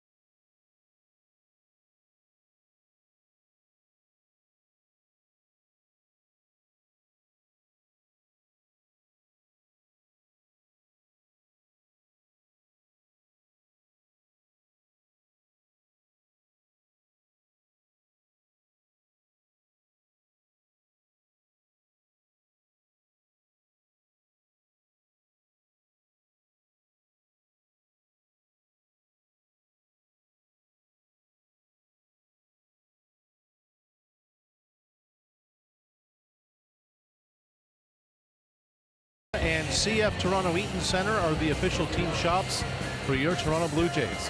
Authentic alternate red cap and jerseys are available now. You can get yours today at the select Jays Shop locations, jaysshop.ca, or by calling 1-877-JAYS-SHOP.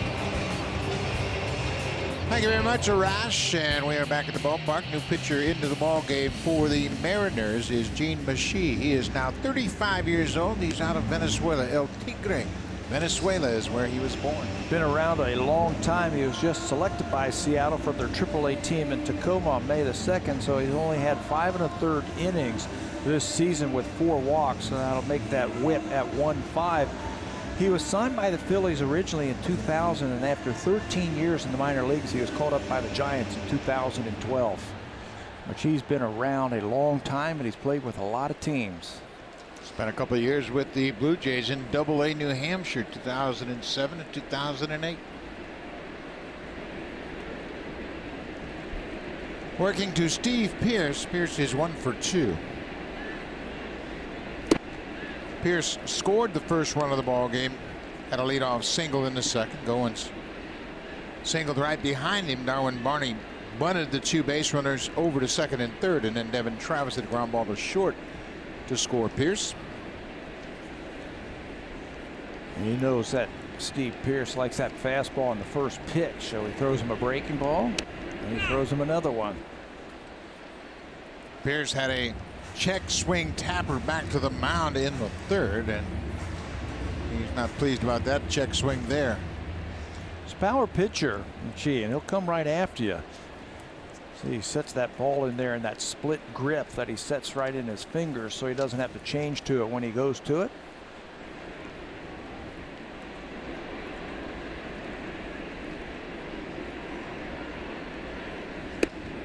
There it is. Pearce strikes out. She records his first out of the ball game, and that split finger pitch gets Pearce.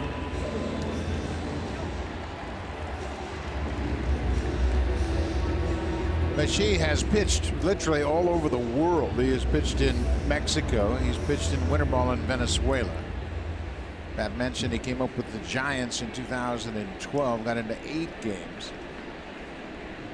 He's also pitched in the Rays organization. You mentioned the Blue Jays, the Pirates, the Cubs, the Red Sox. Goins hits one off the end of the bat. That's going to drop for a base hit. Ryan Goins picks up his second hit of the night. A 1-out single.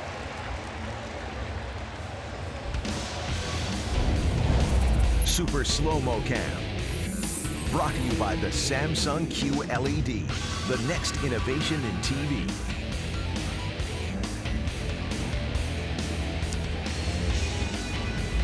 So Ryan Goins, he has a pair of hits. Goins, Pearce, and Barney have combined for 4 hits. Done a nice job again tonight. Barney doubled his last time up. We talked about his top hand on that double and how he has changed his grip on the top hand. He said during the Tampa series down in St. Pete, he felt like he was losing the barrel. What's that mean, Pat? That means that it was underneath his hands as he started to swing. It was dragging through. He just couldn't control the barrel. All good hitters can control the barrel and take the barrel right to the baseball. That ball gets away from Rodriguez. But he's made the change, and he says it feels like he can control the barrel now. Throw the head of the bat. That looked like it might be a pass ball charge to Carlos Ruiz. If it is, it'll be his second. There's that grip. Good job by Ryan, our low first camera operator. Zeroed in on that top hand. 0-2.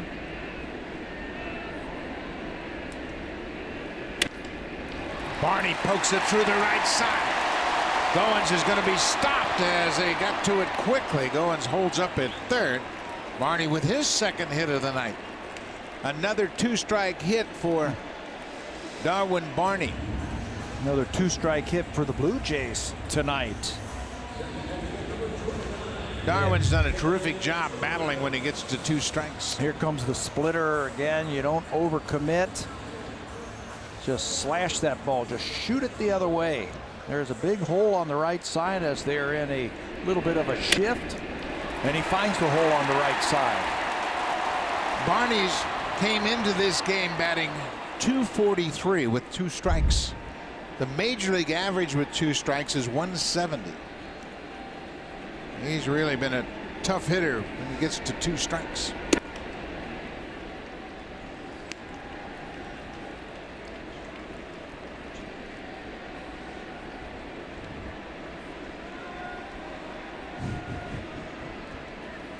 We just confirmed the fact that Ruiz indeed was charged with a pass ball, allowing Goins to go to second. Fly ball, that's deep. Goins goes back to third. He tags, and the throw will go to second as Goins comes in to score. Second RBI of the game for Devin Travis. He got one on a ground out to get that runner in from third with less than 2 outs, and this time he's going to try and elevate a ball and get it into the outfield. It sounded like he might have cracked his bat, but he's so strong and he's able to drive that ball deep to left field.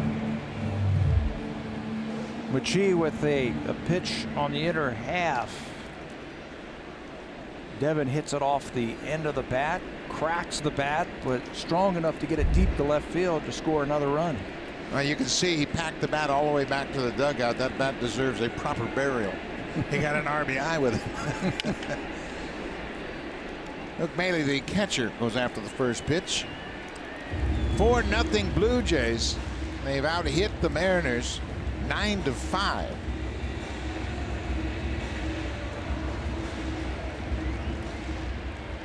He's having some good at-bats. They pushed him off the plate. Starting to hit the ball with authority. He's picked up some good situational RBIs tonight. A ground out and a sac fly.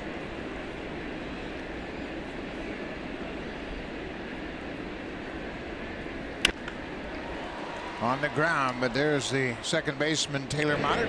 Maile's retired, but the Blue Jays add to their lead.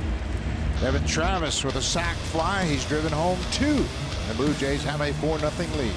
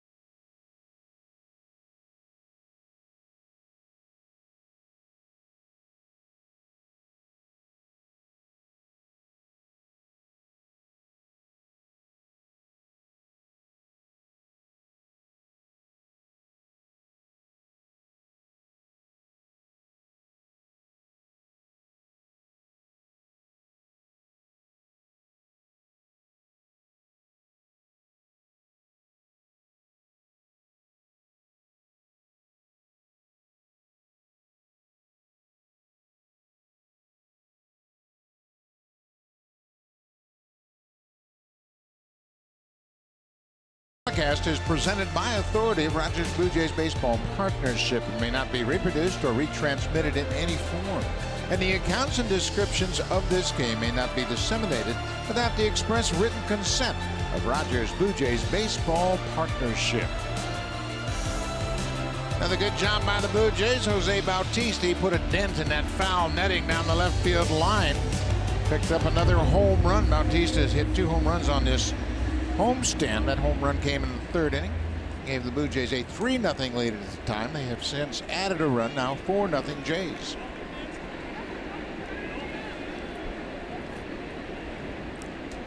Guillermo Heredia, the left fielder. Danny Barnes took over after Aaron Loup got one out. Loup got a fielder's choice off the bat of Ben Gamble. Then Barnes came in and got Cruz on the ground. Goins deep, it's short, and he's not going to have a play. I don't know that he would have had a chance to throw out Heredia. He runs well, and Goins didn't come up with it cleanly. It's an infield hit for Heredia. Yeah, no chance to get him. He just runs too well. He's hitting over 300. Add-on runs are important. Really set up the bullpen for tonight's game. Slider.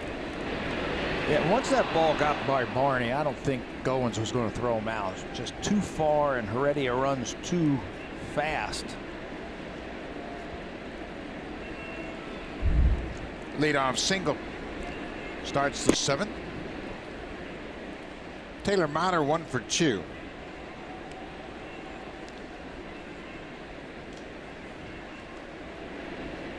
Motter had a base running mistake in the 3rd inning. He was running from third base, and on a ground ball to Darwin Barney, he did not advance and could have come in to score. He gets a base hit here, his 2nd hit of the ball game, and that moves Heredia to 2nd. 1st and 2nd, nobody out. Buy 6 cans of Beauty Tone paint and get the 7th free. Available exclusively at Home Hardware and Building Center locations. Beauty Tone, Canada's color experts.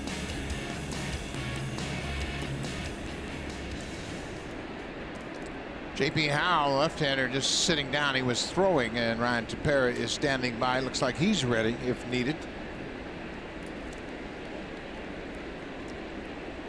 This is an explosive lineup. The Blue Jays have held down pretty effectively in the first game and a half. He's thinking, John Gibbons is thinking, how can I get to Joe Smith and the Roberto Osuna, the 8th and 9th inning? So this is a key inning for his relief staff right here.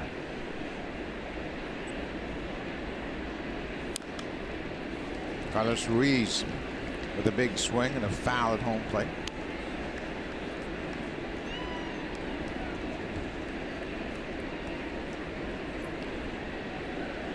Conversations ongoing between the manager and the pitching coach, making sure they have all their thoughts together as to how they're going to manage this bullpen the rest of the way. He's got enough arms. They're carrying 9 relievers.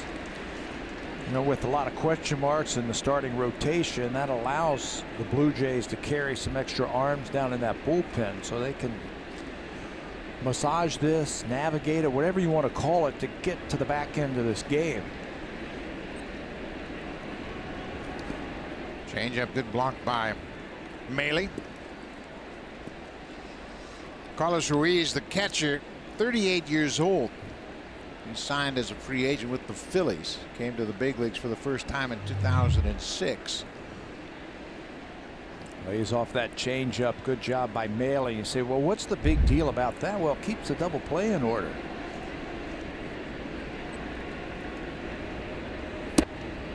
Off the plate. Always take 2 for 1. If he could make a pitch, get the ball on the ground, and let the infield do the rest. Blue Jays have turned 40 double plays this year.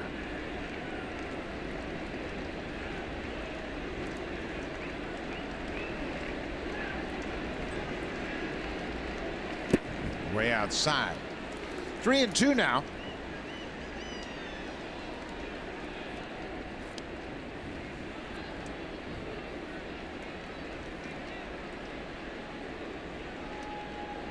Gerard Dyson, the center fielder. He has a double tonight.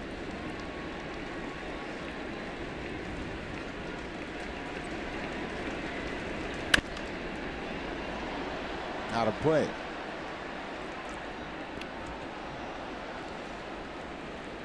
Joe Biagini pitched 5 innings plus a batter. He gave up a leadoff single to Gene Segura.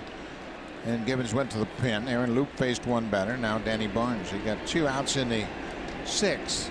First 2 runners have reached here in the 7th.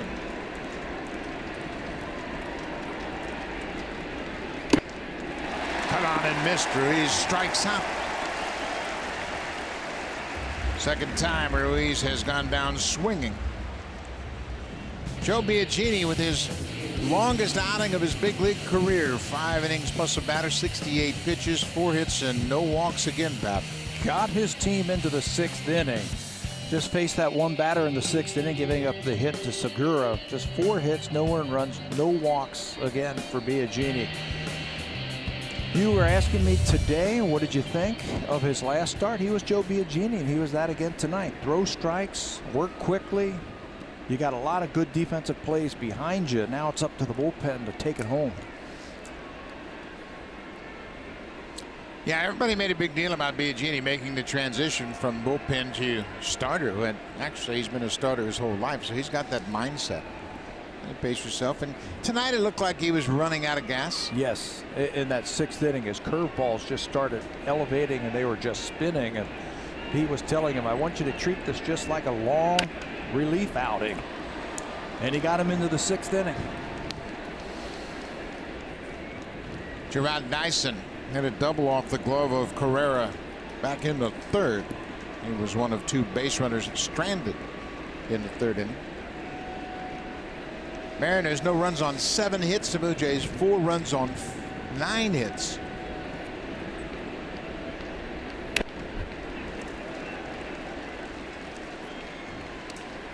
Got to get this guy. He's got a lot of speed. Chances are you're not going to double him up because he just runs too well, but you got to get it out because the league's leading hitter is lurking on deck. Dyson has not grounded into a double play this season. This is his 112th at bat.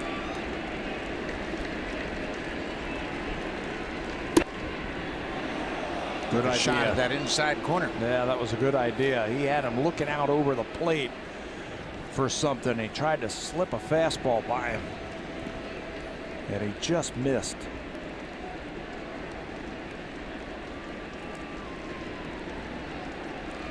Dyson, the 2nd hardest to double up in the American League.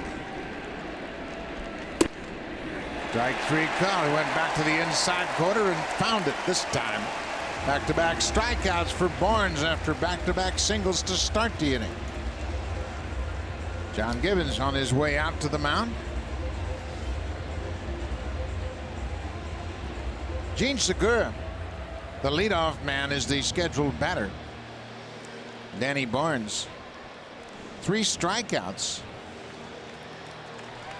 in an inning and a 3rd. Ryan Tepera, he's really been throwing the ball well of late, and he is in to face the leading hitter in the American League, Gene Segura.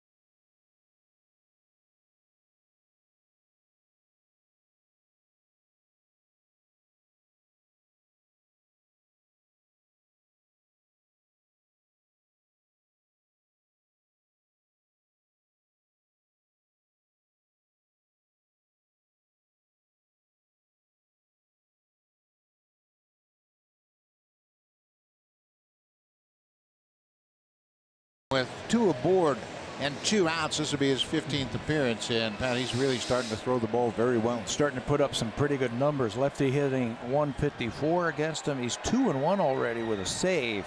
21 strikeouts and 9 base on balls this year. Blue Jays have always liked him. They say he's got a very good arm. And I think John Gibbons wants to give Gene Segura a different look. Danny Barnes went one time through basically the lineup, so he wants to give a little bit more power on that mound. Tepera's got a better slider than Barnes does, so I think he wants to show him that against Segura. Feels this is a better matchup against this guy. Segura singled his last time up. That knocked Joe Biagini out of the game. That leadoff single came in the 6th.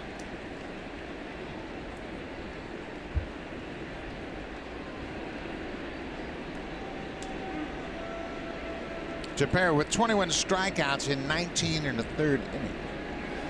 Opponent's batting average of 194. But as we said, he's dealing with the leading hitter in the American League. It's power stuff when he can command that slider and that fastball.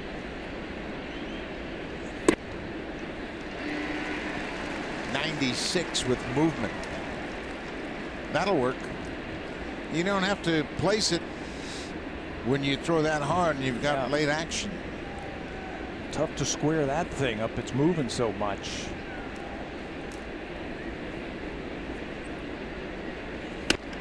Came right back with it and really got deep in Segura's kitchen. This bullpen has turned things around in the month of May.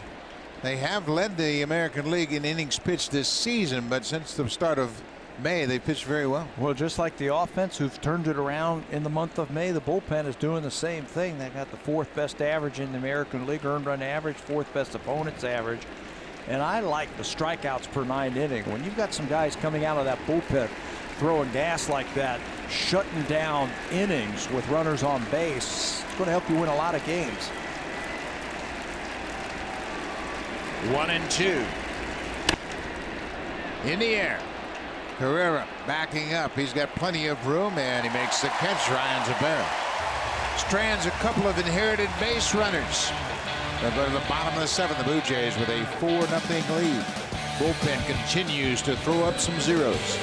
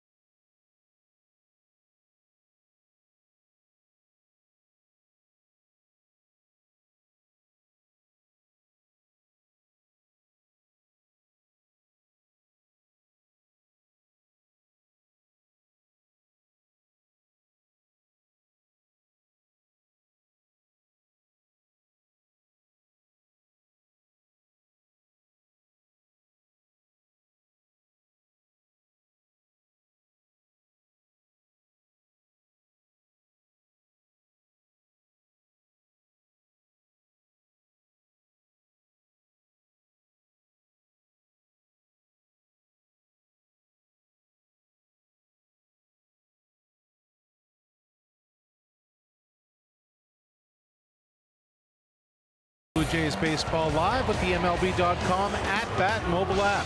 Stay connected to the game's best players all season long with Game Day, live game video highlights, radio broadcasts, stats, news, and more. Download MLB.com at-bat today, your #1 app for live baseball. That's Arash Madani, Buck Martinez, and Pat Pamper up here in the booth. We are glad you're with us tonight. The Blue Jays have a 4-0 lead as they are set to bat in the bottom of the 7th. Kevin Pillar, he's had another good night. Reached base all 3 times. He's come to the plate, a walk, and 2 singles. He's also added a stolen base. And he scored a run.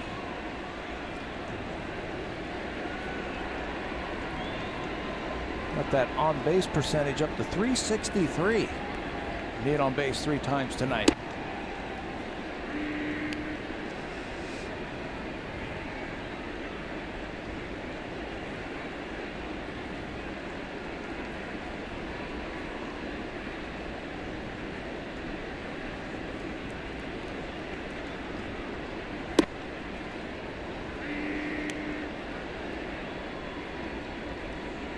Pillar's average sits at 306. And he's fallen behind Machi here. 0-2. Blue Jays all night long have done a good job hitting with 2 strikes.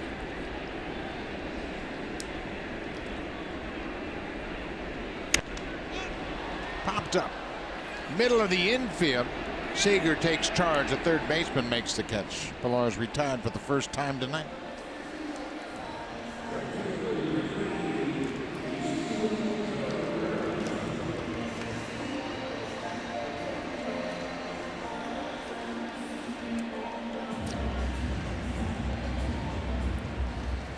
Ezequiel Carrera, another start tonight. He singled in his first at bat, and that stretches his personal hit streak to 16 straight starts with a hit. He's come into several games as a defensive replacement, but he has had a 12-game hit streak overall, and now he's got a 16 straight games with a hit streak. He's looking very comfortable at the plate. The way he took that first pitch from Machi. Now takes that one off the plate. When the team was out in California and then into St. Louis, said he was dealing with some problems with his eyes.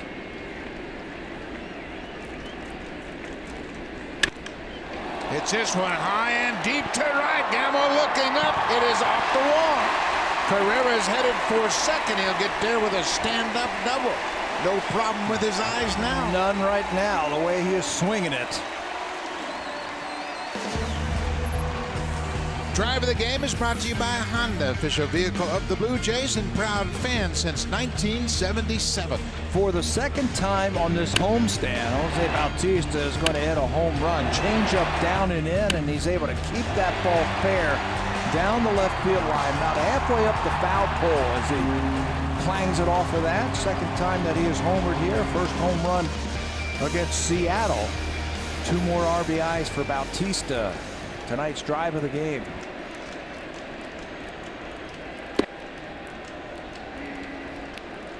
Jose with those 2 RBIs now up to 14 for this season.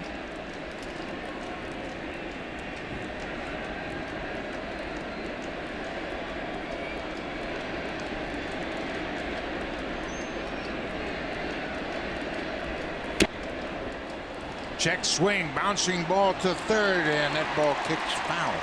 Seager looked like he was going to make a barehanded attempt at it, and then saw the ball kick sharply to his right and let it go. Yeah, he smartly let that go. That was going to be a base hit. He was playing deep with Bautista, but once it hit off the plate and then off of the turf, watch the bounce Seager gets. The English on it, and he's like, I'm not touching that one. That's a foul ball.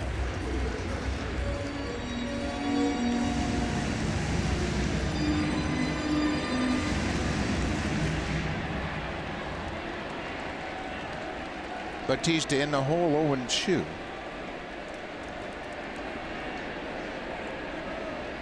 There goes Carrera. He got a terrific jump. No chance at all for the catcher. Carrera got a running start, his second stolen base of the season.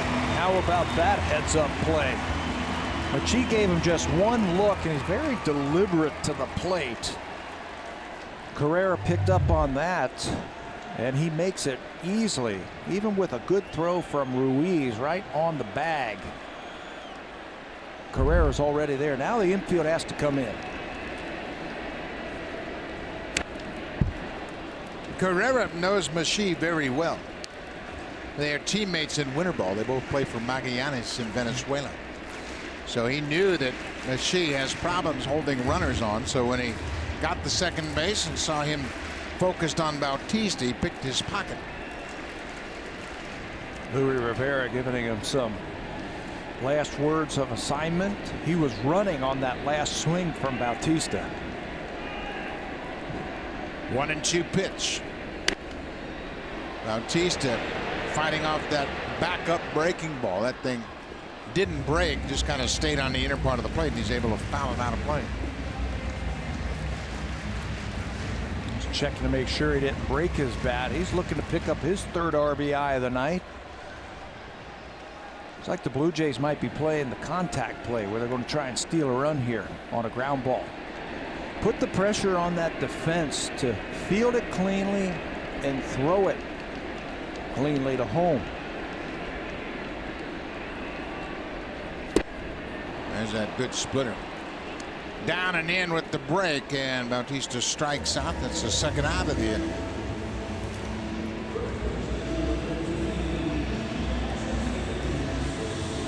Two away for Justin Smoak. He's been shut out so far. He's 0 for 3.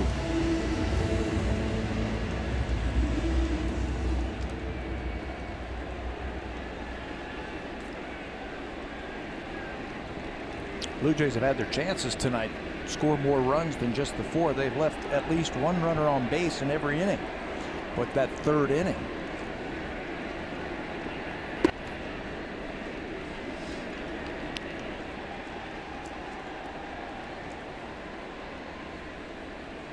Smoak with 21 RBIs and 6 home runs. A year ago on this date, he had 2 home runs and 9 RBIs.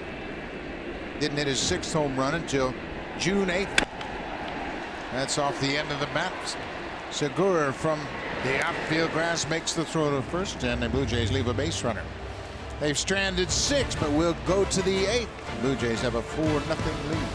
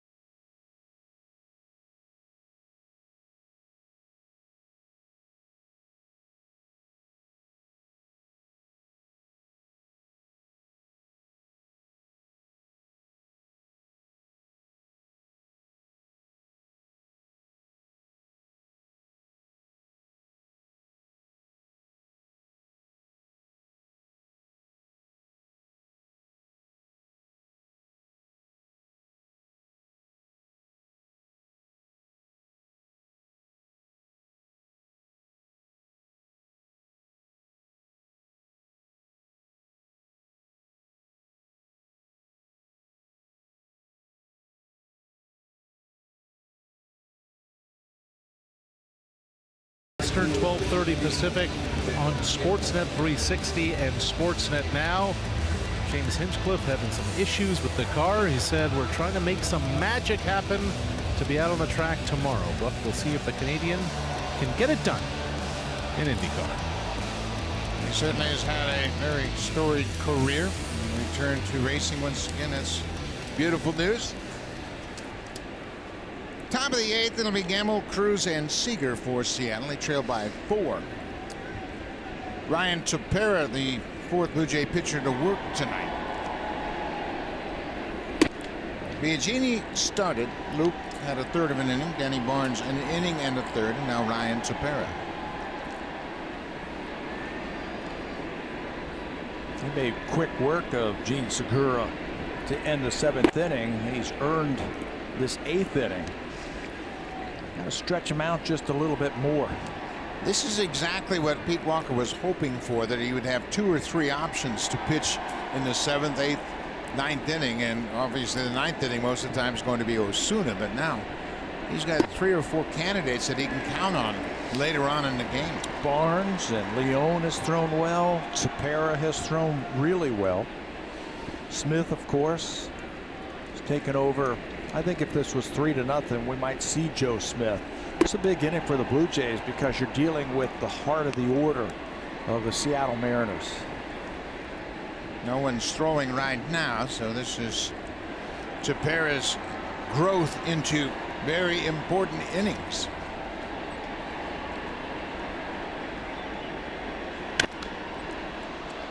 locked up, playable. Barney, the third baseman, now gives way to Goins. Goins makes the catch. He called him off. Joe Biagini making his second big league start, and once again, Pat, he was very, very impressive. His two-seam sinker was outstanding tonight. That is a pitch that's really starting to develop that we have seen this year. He can also elevate the fastball, his curveball. He's been throwing more curves and changeups in his last couple of starts since he's become a starter, but tonight I think his two-seam sinker really took the Seattle Mariners by surprise. That's the beauty of Joe Biagini as a starter, because if he doesn't have one particular pitch on a given night, he's got 3 other ones that he can utilize.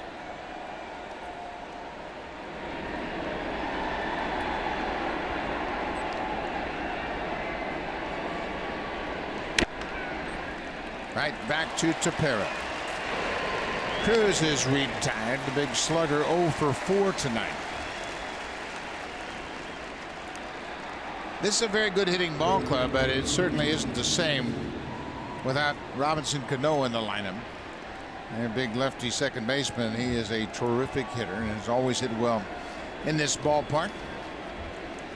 He is dealing with a leg injury, and he played Wednesday night in Philadelphia. Didn't play last night, nor was he in the lineup tonight. He was a late scratch yesterday. They are the only team in the majors with 5 players hitting over 300. Yeah, they can hit even without Cano. They're a really good hitting team. Yeah, and that wasn't really what everybody thought. They thought they would be improved a bit, and that the strength of this team would be their pitching. But they're pitching much like the Blue Jays, banged up right now.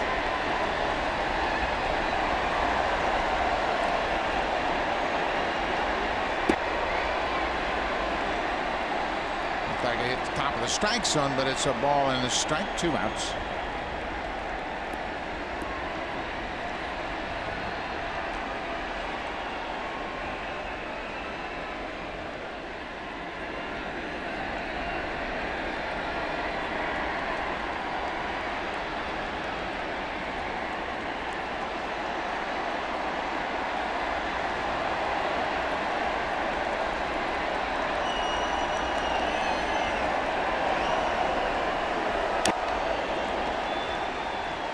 Ryan has really refined that breaking ball. It's a hard slider. Sometimes it has a little more tilt to it. Other times it runs flat into the lefty hitters.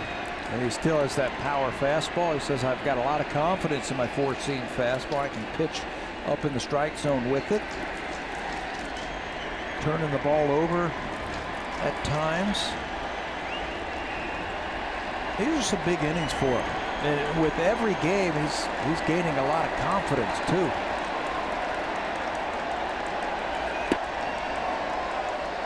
Missed up and away. It's now 2-2.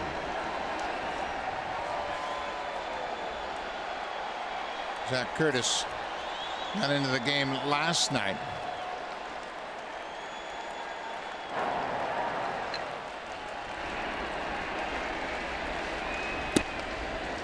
There's that high fastball. Ryan was talking the other day about the 3 innings that he threw in Anaheim. He gained a lot of confidence and learned a lot about himself. And he also had another 3-inning outing in St. Louis. Said he gained a lot of confidence in there that he could go out there in multiple innings and get big league hitters out. Fly ball in the alley in left field. Pilar calls for it, makes the running catch. Ryan Tepera 3 up, 3 down in the top of the 8th. We'll go to the bottom of the 8th. The Blue Jays with a 4-0 lead. Now time for a Blue Jays Central update. Here's Jamie Campbell with Greg Zahn from the Samsung Broadcast Studio.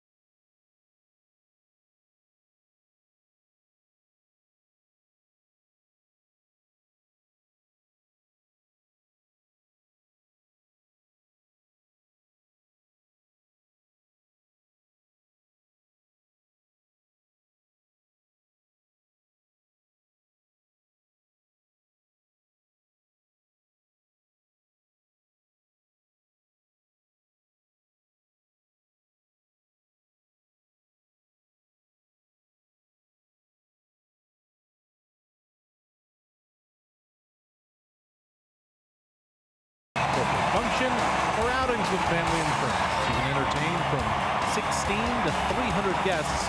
Account executives will find a package that best suits your needs. 416-341-1635 or bluejays.com/luxury suites. The mojo is coming back here, and there is that man in the middle. That is William Shaw, who is a big part of the Blue Jays' early years.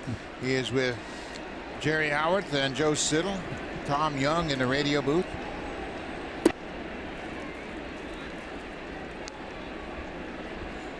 Good to see Willie back in town. He looks great, doesn't he? He always was in great shape, took great care of himself. Steve Pearce, 1 for 3 tonight. High fly ball into the outfield. Dyson, the center fielder, calling for it. 1 away. Pearce made a terrific catch in the 3rd inning. Save a couple of runs, and he dove for a ball off the bat of Ben Gamble. He's also singled and scored tonight. He's had a productive evening. So Zach Curtis will come in for a second straight ball game as Machie leaves. Ryan Goins is the batter. Goins 2 for 3 so far, so they'll go to the lefty, bring him in out of the bullpen to face Goins.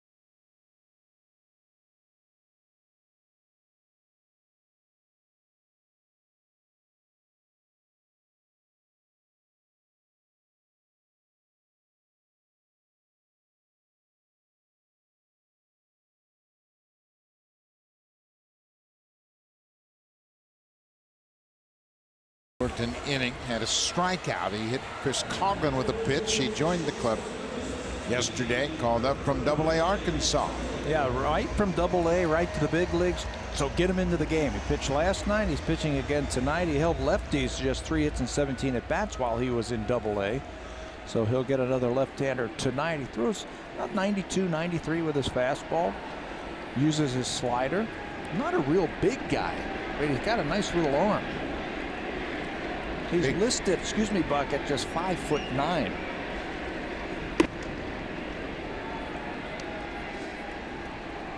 About the same size as Billy Wagner. Billy Wagner had a big arm for a little yes, guy. Yes, he did. Is he a Hall of Famer for you? No, I don't think he was that dominant for that long. He was very good. He was very good. Game over. He could be the Hall of Very Good. The Hall of Very Good? Okay, there's a lot of those.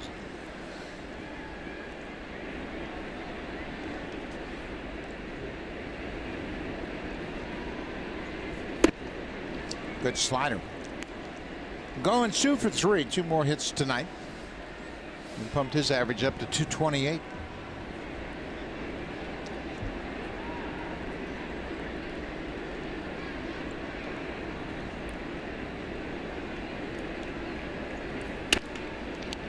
Tapped back to the mound. Curtis will run it over to first and flip to Valencia. 2 away.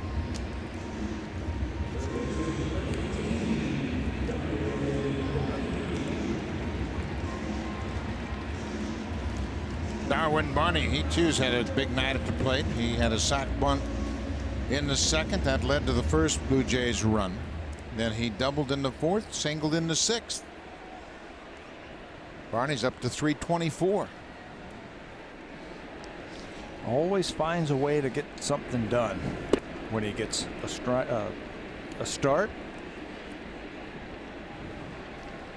Double barrel action. A couple of right-handers look like they're ready, just standing by. Osuna on the left, Campos on the right.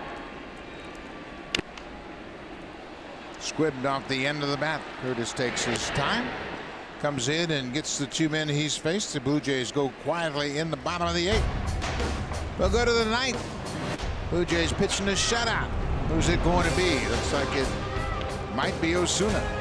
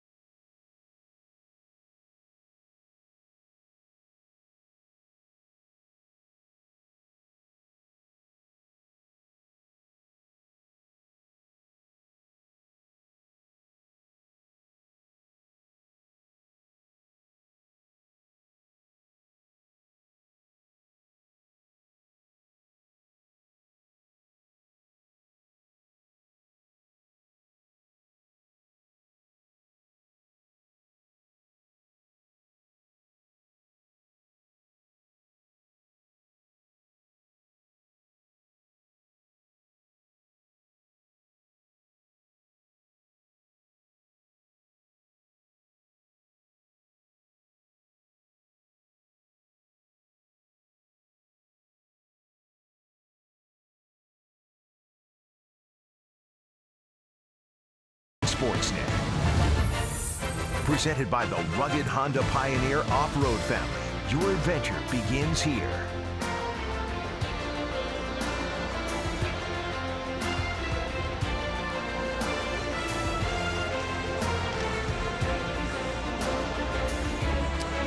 Roberto Osuna into the ballgame. This will be his 14th appearance of the season. Remember, Osuna began the season on the disabled list. He is 5 for 8 in save opportunities. This is not a save opportunity, with the Blue Jays having a 4-run lead. He was the winning pitcher in that walk-off by Ryan Goins on Wednesday. Osuna threw an inning, the 9th inning, and then got the win when Ryan Goins walked off the Indians, so he will get an inning here against Seattle. Danny Valencia goes after the first pitch. High hopper to Goins. One away. With one out now for a preview of what's coming up on Sportsnet Central. Here's Ben Dunlop, Brendan Dunlop, and Ben Ennis.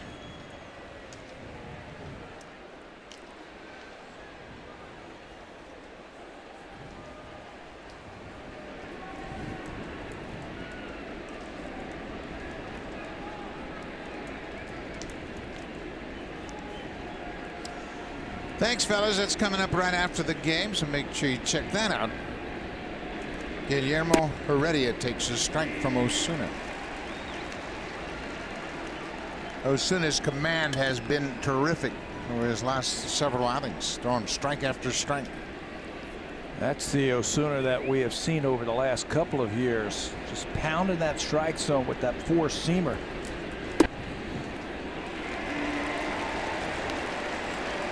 It looked like it might have been a breaking ball. It backed up on him a bit. There are better numbers over his last 7 appearances, 7 innings, 4 saves, and 10 strikeouts. Just one walk. He's ahead of Heredia.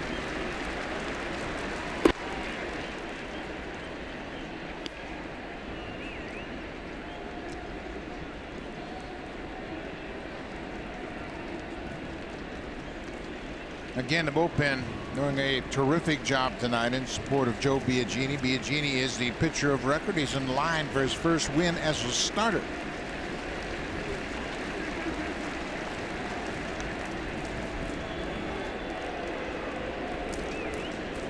Aaron Luke went a third of an inning. He got the only man he faced hit into fielder's choice. Danny Barnes an inning in the third. Ryan Tepera inning in the third. And now Osuna.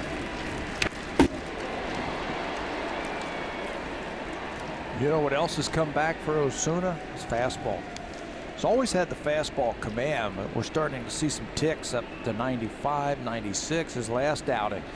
In that game that he won against Cleveland, I saw a couple of 97s. So he's feeling better. Blue Jays bullpen leads the American League in strikeouts in the month of May.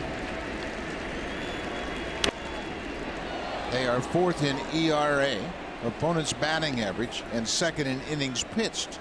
And that's been the impressive part. They've pitched a lot this month, and they're all pitching very well in support of Joe Biagini tonight. Bullpens are different from year to year, and sometimes it takes a manager, a few games, 20 games or so, 25 games to get a feel for roles, where they want guys, and in what situations they want to pitch them in. Maybe he's starting to get a feel for his bullpen.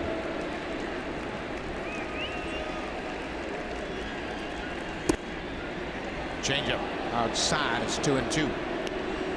Remember, when Osuna was on the disabled list, Jason Grilli moved up into the closer's role. Everybody really kind of had a domino effect with the loss of Osuna, and everybody moved up a notch. Now things are sorted out. Grilli's starting to throw the ball better. Got it. Fastball, and Heredia knew it. Fastball on the outside corner. Another strikeout for the bullpen. It's always been one of Roberto's strengths, is his ability to throw his fastball where he wants to. Yeah, it's mid-90s, but look at where this pitch is. Paintage. Down and away. No chance for Heredia.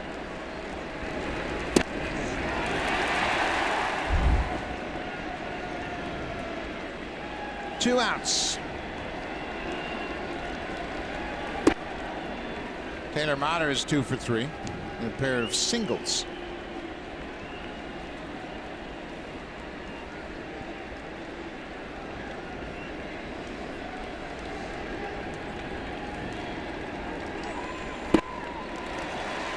Slider.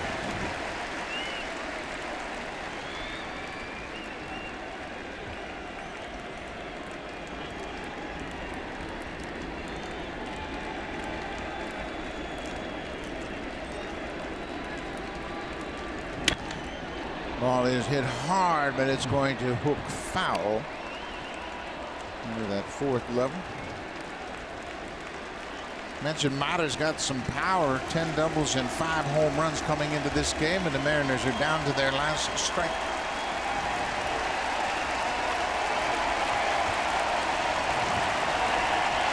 $32,865 here at Rogers Center.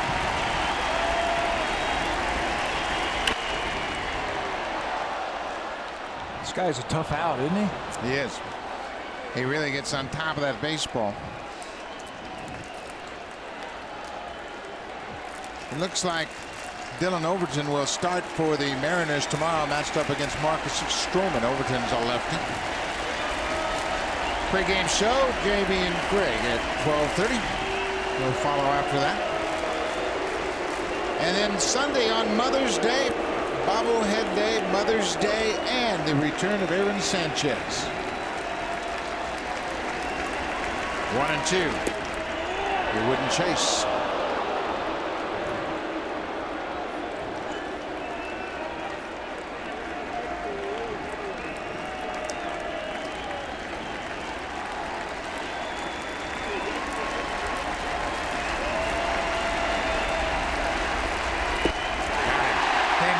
Slider. Osuna with a perfect 9th inning. 1-2-3 with a couple of strikeouts, and Osuna has wrapped it up. What about the job the pitchers did tonight? They shut out the Mariners who came into this game scoring back-to-back 10-run games in Philadelphia. No runs on 7 hits and no walks. Yeah, basically it was a bullpen day with Joe Biagini getting the win, 5 innings. Luke, Barnes, Tepera, then Osuna. They only gave up 3 hits. They didn't walk anybody all night long. Any of those 5 pitchers. The bullpen is getting sorted out. The Blue Jays had 5 2-strike hits tonight, 10 hits altogether, and they pick up another big win against Seattle. Joe Biagini picks up his first win as a starter, in the bullpen followed suit. 4-0 they win it. We'll see you tomorrow. Stay tuned. Here's Sportsnet Central.